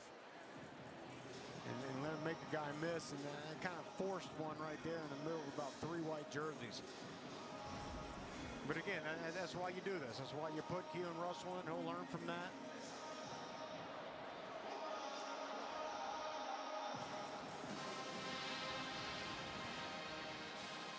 And a nice job by the Eastern Illinois defense, down 5 touchdowns, to play with a ton of pride there and get the turnover on downs. And one thing that we haven't mentioned yet is this is the Panthers' final game of the season. You know, the FCS playoffs begin next week. The selection show is tomorrow, so Eastern Illinois' season is over, whereas Alabama moves on to the Iron Bowl and the FBS level as 1 week remaining in the regular season. You were saying, Rocky, they will never forget the day they came to Tuscaloosa and got to play on Nick Saban Field. Yeah, no matter when their football careers end, some will be able to tell their family, tell their kids. You know, I mean, and remember, look at a guy like Caleb Lyons, you know, cornerback. He jumped out of the stadium earlier and had that interception, and he'll be talking about that forever. Go here and make some plays. Give yourself some memories.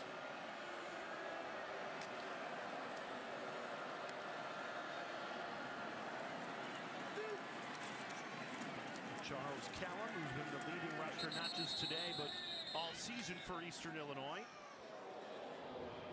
Nearing 700 yards on the year for them. Yeah, Kellum 6th in the OVC in rushing coming into this game. We talked about the St. Xavier product out of Cincinnati. Spent a few years at Akron, and this year ended up at EIU.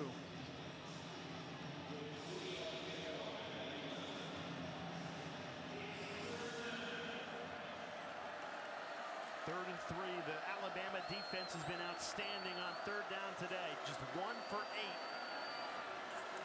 Needing 3. Blown up in the backfield. Swarming crimson uniforms. And another 3rd down stop. And it's the 9th Alabama tackle for loss today. I mean, the movement and penetration is just overwhelming this Eastern Illinois offensive line. I mean, it's tough going. You're talking about a very formidable front. Look at that total yards. Wow. Alabama over 400, Eastern Illinois only 17.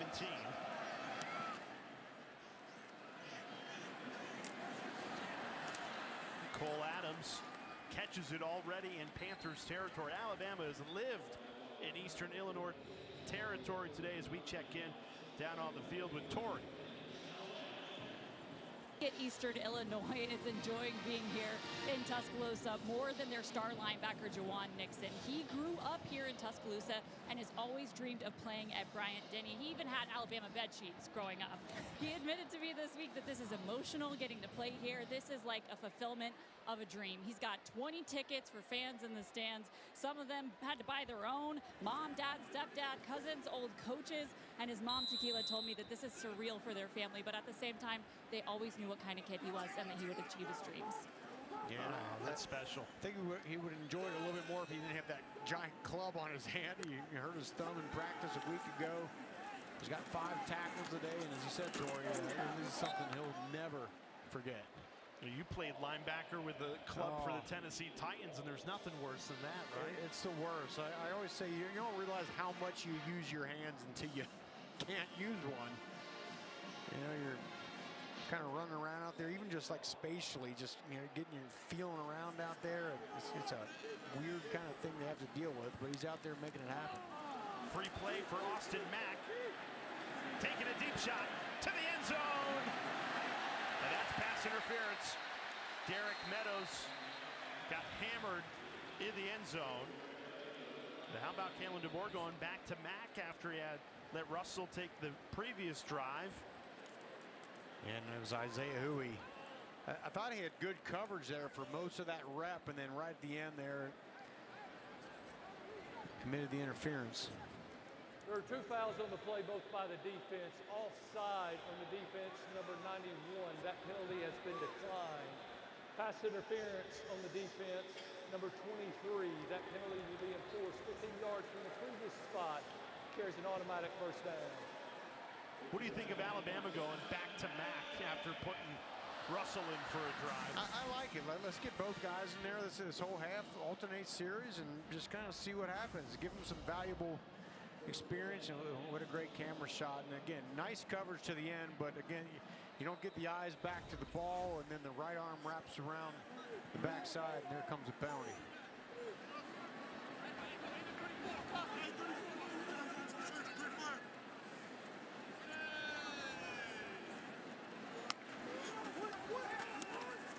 Mack steps up, decides to run.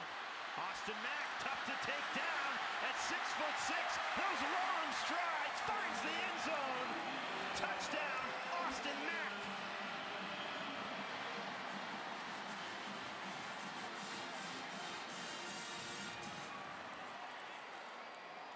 Oh, Austin Mack, the backup quarterback, he makes it look easy and effortless. 40-yard throw on the previous play that was called for pass interference, and then a 20-yard run for an Alabama touchdown. Yeah, I mean, smooth, just how he throws out there. And you mentioned his height and his long legs. It doesn't look like they're moving very fast, but he's just running away from defenders. Great vision there, kicking that thing to the outside.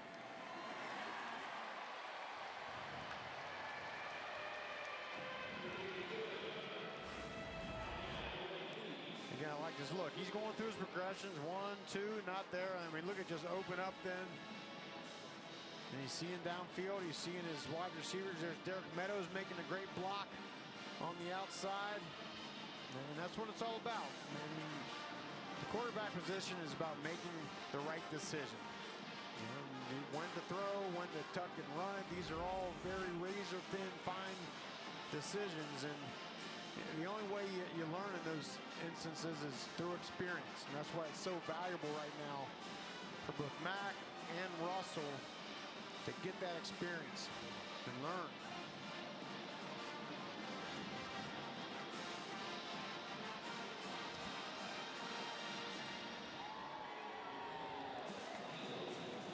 Saturdays in Tuscaloosa, and a 42-0 lead for Alabama, a team that was disappointed to lose at home against a good Oklahoma program.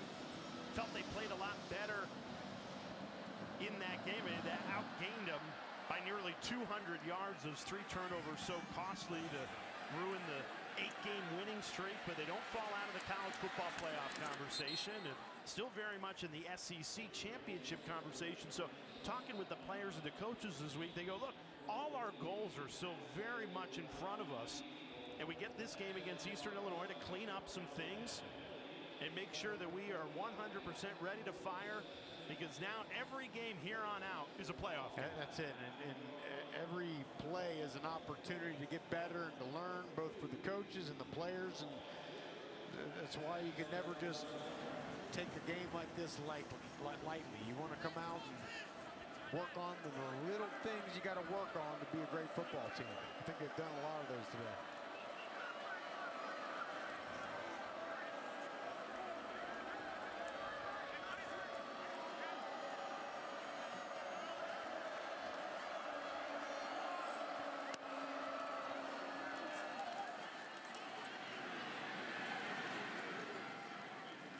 Fleming, no room to run there, tried to turn the corner and was denied.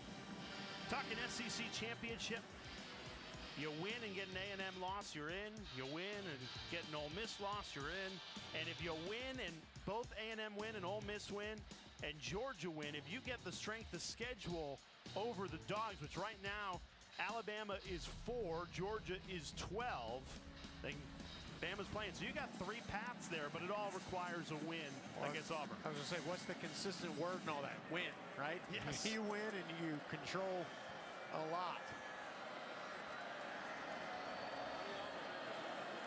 Everyone's going to be talking about the field goal kicker and the offense, but I'll tell you what, a lot of this winning by Alabama will be determined by this defense. I think one of the best defenses in all of college football. They've proved it again today. Kane Wommack's team pitching a shutout as we head to the 4th quarter. Yeah, this defense you mentioned, Jay, I think they play very well together as a unit. Better than maybe some of their parts. They've been great on That guy's been great too. Austin Mack punched it in for the touchdown.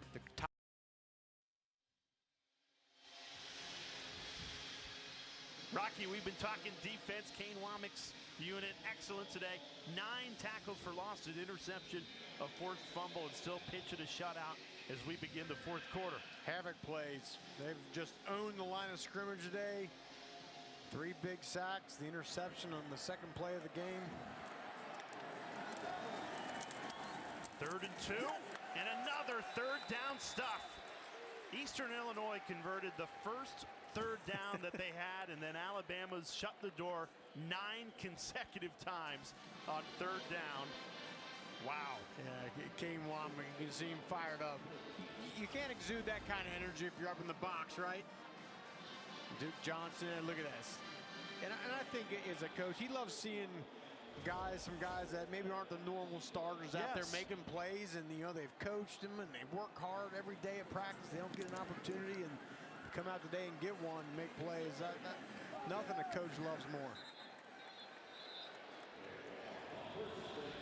So 3 quarterbacks have played for Alabama today. Ty Simpson had the entire first half to himself, and then they've gone back and forth here between Mack and Russell in the second half. I think both have been fantastic. I mean, making good decisions for the most part. Ball's getting out of the hand, not sitting back there holding it. Yeah. Accuracy. Yeah, it looks like we're going to see Keelan Russell here to start this drive. A little competition going on right now between Russell and Mack for who can have the better game. Russell rolling right. You see his running ability here as he turns the corner. He's got a burst, huh? Yeah, he's got that 6th gear, man. He just dropped that thing down. It looked like he was going to get forced out of bounds for no gain. And here it is. Russell's going to get his 2nd drive. Yeah, and for Russell, I wonder if he'll run the ball a little bit more here, because that's one of his strong suits. Hands it off this time to Kevin Riley. Only gained a yard.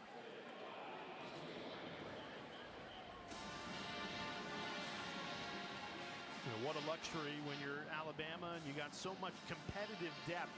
And one thing we hear from coaches all across the country is NIL has really hurt depth, because if I can go be a starter, if I can go make more money someplace else, I'm gone. But Alabama's a place where you continually see they keep not just depth, but quality depth at every position. And you're seeing it all over the field, but at quarterback certainly. Yeah, and that's just one of the things when you have a storied program like Alabama does, people want to be a part of it. They're going to stay a little bit longer than they would maybe at some other places, and that's certainly to the benefit of Alabama. There's Simpson and Mack watching on.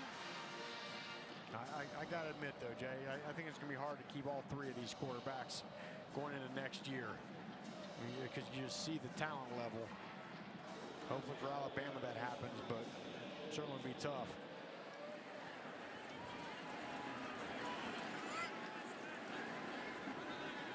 A.K. Deere back into the game in the backfield. He's been a bright spot for Bama today.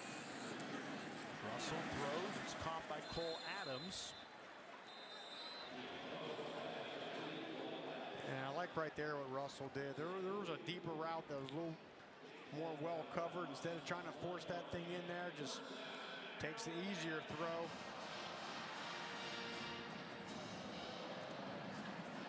A quarterback's job is to get first downs. I mean, Urban Meyer talks about this all the time. Get first downs. That's the main thing you have to do, what it kind of boils down to.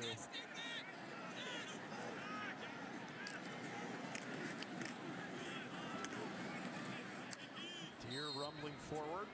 He's now had more touches today in this game than he's had in all the 10 games previous combined. I think they're really they're searching right now as Ryan Grubb for a back that maybe has a little more home run hitting ability, and just someone, again, they think they've blocked a lot better than people get them credit for, but at some point they need some of these running backs to just flat make some plays. Russell steps up, tucks and runs, the speed flying for the first down. Went airborne there. Isaiah Hui was trying to make the tackle. Again, good job. You got the ability, man. Take off. You gotta watch yourself out there. Those boys are still flying around. Alabama with a season-high 220 yards rushing today. Richard Young gets his first carry of the afternoon. Rumbles for a gain of 9. For number 9, the redshirt sophomore from Lehigh Acres, Florida.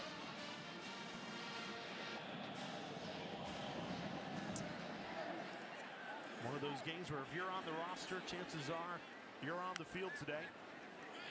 Luxury of having a 42-0 cushion as a flag flies for a false start.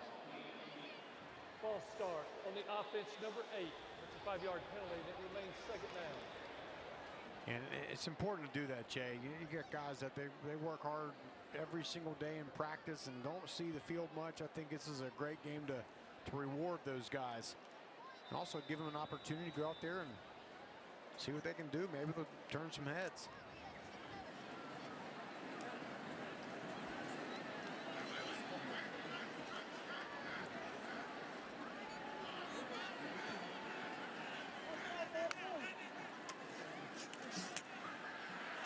Russell just overcooked that one on a seam route. And ball sailed a little bit on him. Alabama came into this game with 3 injuries to starters. Top wide receiver Jeremy Bernard, starting center Parker Brailsford, to the tight end Josh Cuevas. So you knew coming in already you got to reshuffle your starters, and that changes your depth chart. And now you've even gone to the 3rd string.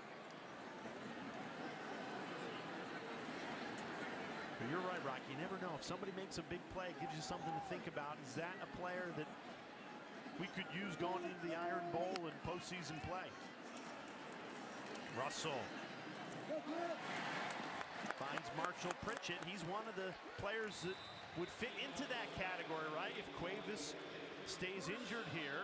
Pritchett's had 3 catches today. One of the top tight end prospects in the freshman class. Yeah, speaking of, this is freshman to freshman, right? Nice job of getting that ball out there to Pritchett. Again, I mean, you gotta love how much Alabama is not afraid to play freshmen.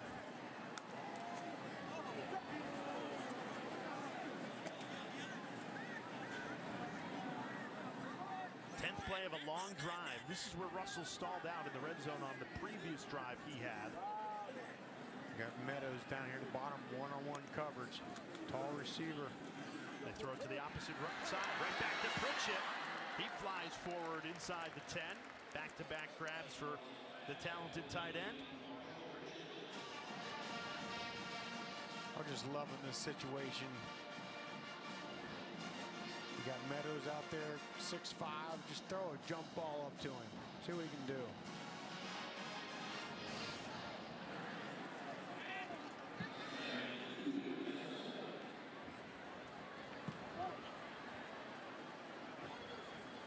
Yeah, they're going to put Meadows down at the bottom of your screen now. And they run it right up the middle. Only a gain of 1. Great. Tylen Foster juiced up after that stop. The linebackers have played well for Eastern Illinois. Foster and Nixon have hardly come off the field today.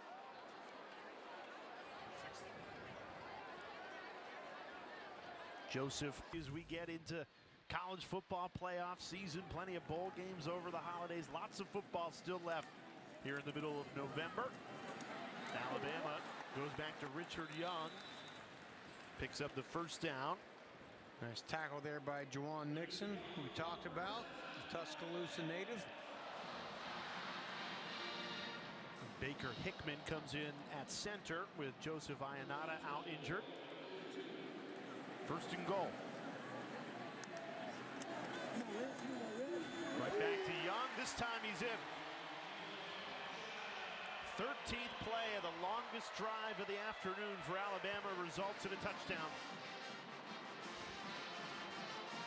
I mean, very similar to what we've seen for many of these touchdowns today. Just, you know, hat on a hat, body on a body, pushing them back. Well, this is the second time since 1996 where Alabama has had 7 rushing touchdowns in a single game. The other time was in 2020 against Ole Miss. Reed Schubach in for the extra point, and he puts it right through. So 7. All right, Alabama up 49-0 in the fourth quarter. We can look ahead to the Iron Bowl, which is at Auburn. The last 4 meetings at Jordan-Hare, they've all been classics. 2017, Auburn knocks off number 1 Bama. Then in 2019, Bo Nix, 48-45. Tigers win at a shootout. Alabama wins a thriller in 4 overtimes in 2021, and then 2023 might be the best of them all. Alabama on that 4th and 31. Isaiah Bond, the hero, to win it 27-24. So that last win for Auburn against Alabama, 2019. That's 2,184 days ago. And the Tigers would love nothing more than to ruin Alabama's season and chances at an SEC championship and a college football playoff, to play spoiler in a year where they've had their head coach fired. Yeah, and as we've talked about all game here, Jay, lots of scenarios, and Alabama is still alive to get into college football or the SEC championship. There it is, 72% with a win. They lose that game, Jay. 0. But the common denominator is win, right? If they win, it's going to take care of it. So they're going to be in a college football playoff, which is the goal. And we just showed you if those last 4 meetings at Auburn are any indication, it is going to be another classic. And the one thing that Alabama's got going for them is they have just dominated the rivalry as of late. And nobody on that field for Auburn has been part of a win. And that's pre-COVID. Bo Nix is the quarterback in 2019. You win 5 straight Iron Bowls. It's pretty good, as Kalen DeBoer is all smiles. And again, Alabama just has so much more to play for. Obviously, you always want to beat your rival, but we showed you throughout the game today, if Alabama wins that, likely playing for an SEC championship in the college football playoff. Flag flies.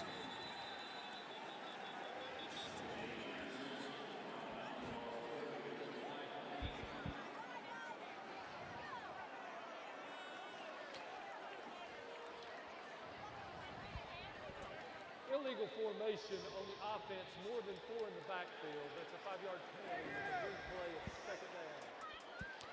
Well, and it's also important to remember, Jay, with the Iron Bowl next week, DJ Durkin, he's the interim coach. He wants to put on a display. I'm sure he'd like to, possibly be considered for that job. So it's going to be all hands on deck to go in there and get that thing done.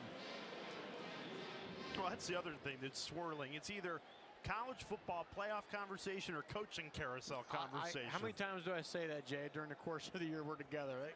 So those are the 2 dominating conversations. CFP and who's going to get fired and who's going to get a job. And it's amazing the amount of coaching vacancies there have been without even being the end of the season yet. I was told they would be a little less hasty to fire coaches because then there's a buyout. If you have the buyout, then it's not money you can spend in NIL. It's been the opposite. Yeah. These programs have been quick to move on from head coaches. I think in a lot of instances too quick.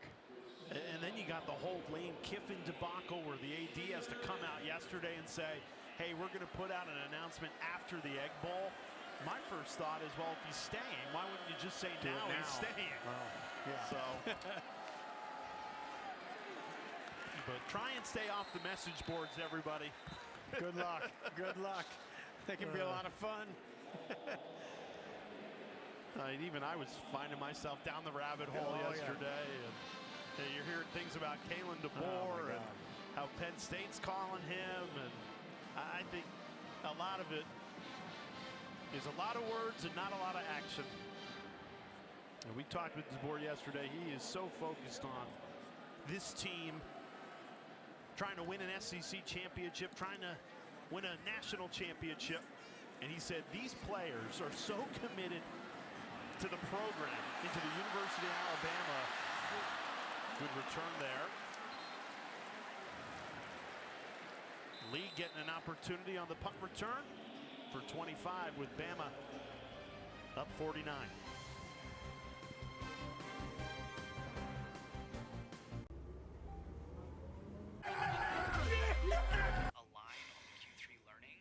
Welcome back to what should be a thrilling second half.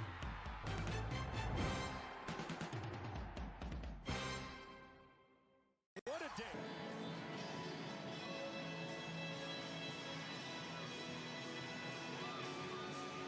Even up 49-0. Great atmosphere here at Bryant-Denny Stadium. Tuscaloosa on a Saturday always delivers. Rocky Boyman, Jay Alter with you. Is this the final home game here at Saban Field, or will they have one more in the college football playoff? That'll be the conversation to unfold in the next couple of weeks. Well, they have not put a foot wrong today. Austin Mack back out there with the 2s and the 3s on offense. Nearly 500 total yards of offense, and the defense has only allowed 23. Now, Rocky, you said before the kick today was all about cleaning up some things that you didn't do against Oklahoma. There's a rare penalty. Haven't seen many of those against Alabama today, only 4, including that one. I mean, the first thing we talk about is running the ball, right? Cleaning that up, and I think they've done that. 237 rush yards. Season high. Yeah, 7 rushing touchdowns.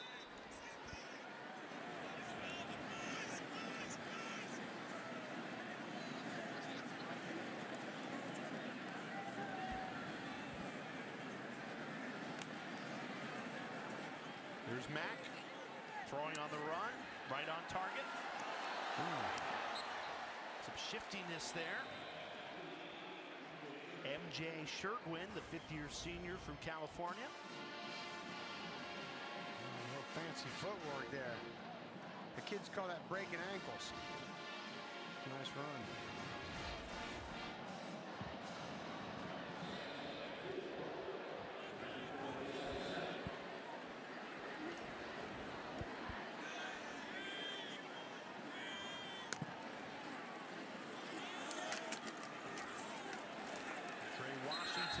Flag flies in.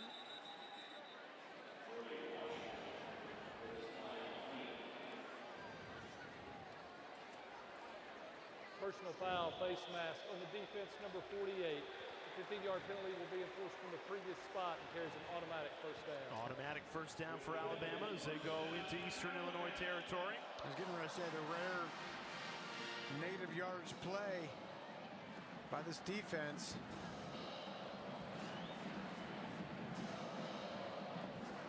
Cade Carruth coming in, middle of the drive. Give Carruth an opportunity. He'll be the 4th Alabama quarterback to take a snap today.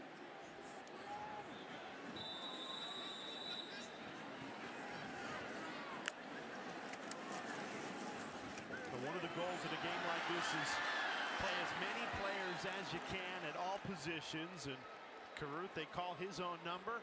Gain of 10. And you know Carruth on that read option there, he was keeping that thing 100%. He got an opportunity. He's going to run it. Comes in for one play. And now That's it's the great. scout team quarterback, big number 13, John Gazaniga, 6'7", 250 pounds. They told us this kid's got a rocket arm, but don't think he'll be allowed to throw it. They do keep it on the ground. Gazaniga, Kalen DeBoer said, sometimes he lights up the Alabama ones, and he looks over to the defensive coordinator, Kane Womack, and goes, hey, how did that happen? He goes, look, the quarterback we're He'll playing, never throw he that. doesn't have as good an arm as Big John. That's it. I mean, and great work for the Alabama defense, certainly. A guy like that on the scout team that can fling it around like he does. It comes from California. His high school coach was Carson Palmer. Pretty good tutelage there. Let him throw one here. Come on. Let him take a shot. Well, you know the #1 defense is watching, thinking, yeah, finally he's not doing it against us. And DeBoer said he's been an outstanding scout team quarterback this season. And he says if he gets into the game, which now he is, that's a good thing for us because that means we're up big. Right. Kazanica breaking the huddle ahead of the 2-minute timeout here.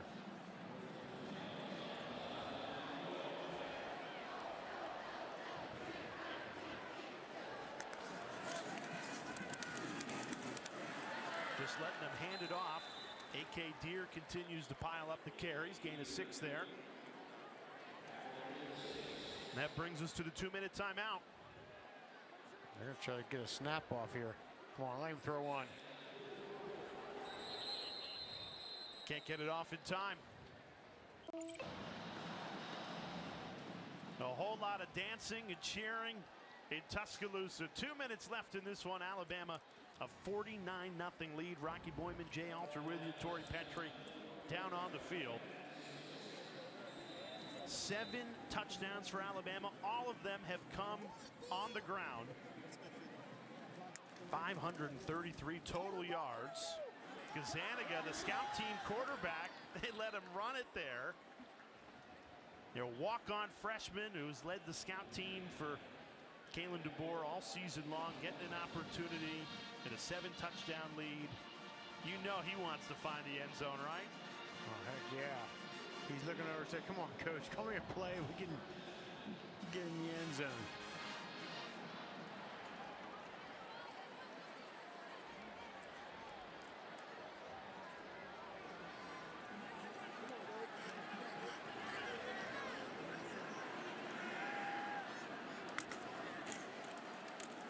Hands it off to A.K. Deere, and he finds the end zone for a second time today. And the last time Alabama had 8 rushing touchdowns in a game, 1979 against Vanderbilt. That was an important score for some out there. Yeah. Punching this ball in. Sweating it out on a Saturday afternoon. There you go. Nice cut by A.K. Deere there. We were told A.K. Deere was the one to watch today out of the backfield. Only had 7 touches on the season coming into today. Had 11, 9 carries, 2 receptions, 2 touchdowns. And that gives you something to think about going into the Iron Bowl is, hey, do we give A.K. Deere an opportunity out of the backfield here? Look, a running back room that just hasn't produced at the Alabama standard this season. Yeah, it is. When he comes in the game, 9 rushes for 45 yards, 5 yards per carry. I think it's something to think about. All eyes on the Iron Bowl. We've said it throughout the broadcast, but if Alabama wins, more than likely they would find a way to the SEC championship game. 72% chance with a win. Also, you'd think would lock up a spot in the college football playoff. And I've kind of joked with you throughout the week ever since the committee released it on Tuesday. I think they should be above Notre Dame if you look at the resume. Now, we've been getting updates from our production crew because our 2 alma maters are playing today. You went to Notre Dame, I went to Syracuse, and they said that Notre Dame was up 21-0 without running an offensive play. How does that happen? And now they're up 49-0, and it's a second quarter. Yeah, I like to go to the archives and see how the last time that happened. 21 points with no offensive play. But look, I sympathize with Alabama fans wondering why Notre Dame ranked ahead of them, especially with Notre Dame having those 2 losses at the beginning of the season. And to me, what I was always told was that, you know, they look at your wins, right? The great wins that you have. Certainly Alabama has much better wins than Notre Dame. No doubt about that. And you wonder, obviously, if you're Alabama, you win the Iron Bowl, you get to an SEC championship game. you worry, well, will a loss hurt us? I think no. I think there's some precedent there with SMU losing to Clemson last year and still making the college football playoff. I don't think you should be penalized for playing in your conference championship game and losing it. But if you win it, I think you could vault right back into that top 4 where they were a week ago before the loss to Oklahoma. So plenty to discuss, and of course the name Connor Talty will be talked about. That 28-yard field goal miss in the first half. Yeah, maybe one of the only negatives to come out of this game for Alabama. That might get more attention than the 8 rushing touchdowns in a game for the first time since the 1970s. Certainly is.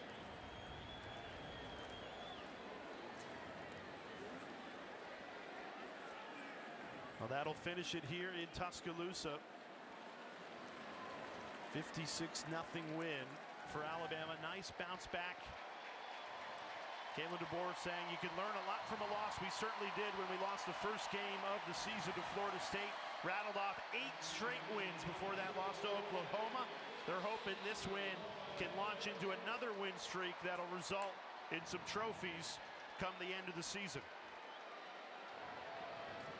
Shutout complete, and the 14th time in program history an Alabama defense has held their opponent under 60 total yards. And let's hear from the Alabama head coach, Kalen DeBoer, with Tori Petrie. Coach, your staff told us heading into this one there were 3 big priorities today. You wanted to get your run game going, play clean on special teams, and assess how you did in those 3 areas. Yeah, I think, these push all those things at the highest level, but I'm proud of the way the guys prepared, and that's what I care about the most throughout the week. And a lot of opportunities for a lot of guys to go out here and play and perform. A lot of your young guys got an opportunity to get in there today. What did you learn about your depth today? Well, I'm go in there, and those guys at the end of the game, man, they're the program guys. They're the guys that help make our culture what it is, and so everyone's excited that they get a chance to go out there and do their thing. You turn the page today to the Iron Bowl. How important is it to win out in the rest of your regular season? Yeah, no question. This is what it comes down to, week 12, and the game itself, what we get to play for. Guys are going to be fired up. I know we'll have a great week. Thank you, Coach. Thank you.